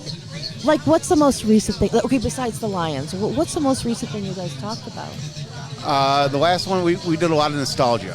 Oh, really? Things that like back in when you were a child. Your favorite Christmas present as a child? Oh, yeah. Your favorite birthday party or an event when you were a One kid? year, I got this black and white TV from my parents, and I was probably 12 years old. And I thought I was the only kid in the world to get this stupid black and white little 1-inch screen TV. Very tiny. You TV. were. You were absolutely was. the original travel TV with batteries. I The mean, AAAs. yeah. No, D's, sir. D's. Those are- Batteries. We're going way back. Big old D. Big old D. That's We're talking about big was D's that long? and pulling out. Yeah. This is You gonna be just a put all the great batteries in the back. podcast. You're like, oh yeah, this is portable. 8 of them, 10. Exactly. Yeah, this is insanely portable.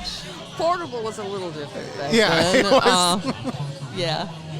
That's awesome. That's so fun. Yeah, no, so yeah, we cover everything from A to Z.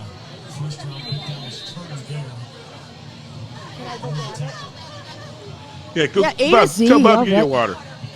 Tell Bob to get you water and a drink. Bob's grabbing me some water because I'm really. Yeah, Bob. God bless you. He's sir. a good waiter. Did I ever, Jeez. you know what? And Bob used to steal from Big Brothers Big Sisters. You should give him some What? treat about that. Yeah. Tell me about that. Maybe not. Later? No, Todd, please do. Because Bob can't hear anything right now.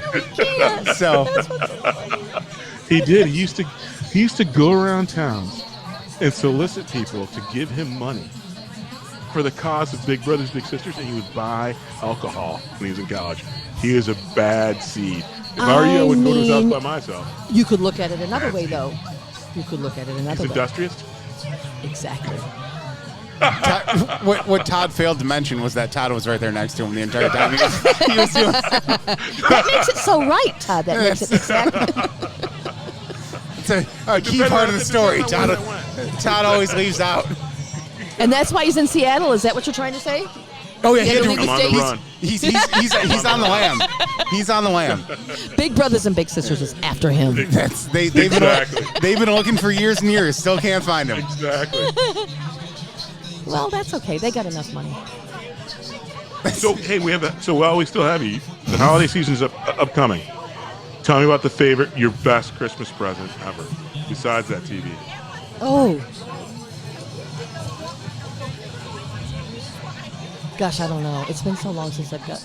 Well, Since you've gotten a Christmas present. I mean, a really good. God, I hope nobody's listening. I mean, really, it's been a while. It's not hard to impress me, but it's been a while. Well, then let's switch it up then. What would be an amazing and thoughtful Christmas present for you this year? Because we know that nobody's listening to us, right? That right now. That's right. There we go. So What let would us be know. amazing? A trip to Hawaii would be an amazing Christmas present. Although I am going on a cruise in February. A dear friend of mine has invited me on a cruise with her. God bless her soul. Where are you going? Which cruise? Royal Caribbean. It's the Adventure of the Seas, and we're going to a lot of different places. The Caribbean? Are you doing Caribbean? What part Yes, of the world? The Caribbean? The Caribbean. Okay. Love to cruise. Really? Because I've never been on a cruise, and I never wanted to go on a cruise. I'm terrified of going on. gosh. Terrified. It's for no. your first one. You'll like it. I think you'll Have you been definitely on like one it. before? Yes, we went on Disney cruises back when I was much younger. But yeah, they're fun. I'm terrified of It's my favorite way to vacation, Karen. Here's why. Is it really? Here's what. There's only one part about. There's two things that suck about a cruise. Okay. Two things. Only two things. Number one, when you get to your destination, you're going to fly down to Florida to hop on your cruise ship, and you're going to be in really, really nice weather, and it's going to be awesome. And then they're going to get you on the ship, and they're going to do the muster drill. That's going to suck ass, where they teach you, in case this thing goes down, here's how you friggin' get. Oh, your- yeah. Oh, Yeah. see, you're already starting my anxiety. That's it. Okay. But Sam, no, but come on, that's Todd, that's- Jesus. Hold on. That's the one. That's the first thing, and the first thing that sucks. And then the Okay, last thing mustard. that sucks is when you got to get your bags outside of your room the night before you leave at the end of the cruise. Those are the two worst periods on a cruise. After Okay. that, between those points, Everything is awesome. There's a floating casino. If you like the casino like I do, there is a floating 23-hour casino.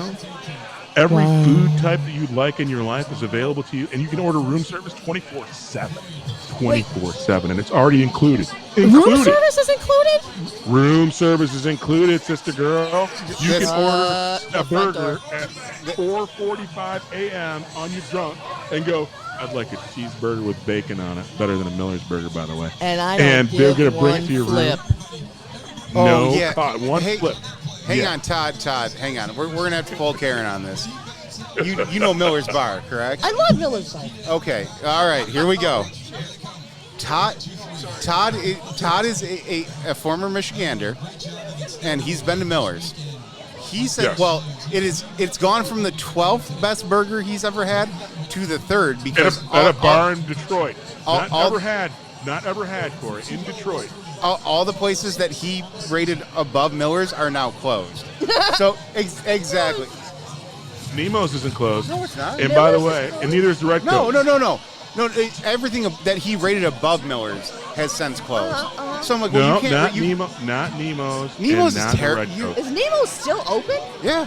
They are. I'll be darned. Okay. Their burger's nowhere near better than Miller's. No You're- way. You're insane for that. Before we digress too far, Karen, I'm going to teach you the trick of all tricks that's going to make Okay. this cruise the best event of your entire life. When you go to dinner, the formal dinner, the dinners every night, don't skip those. Go to them because the meals are amazing. You're going to be like, I don't want to dress up or whatever. Go to the meals every night. But I'm going to tip Did you you to the dress up? biggest trick. I'm going to tip you to the biggest trick nobody knows.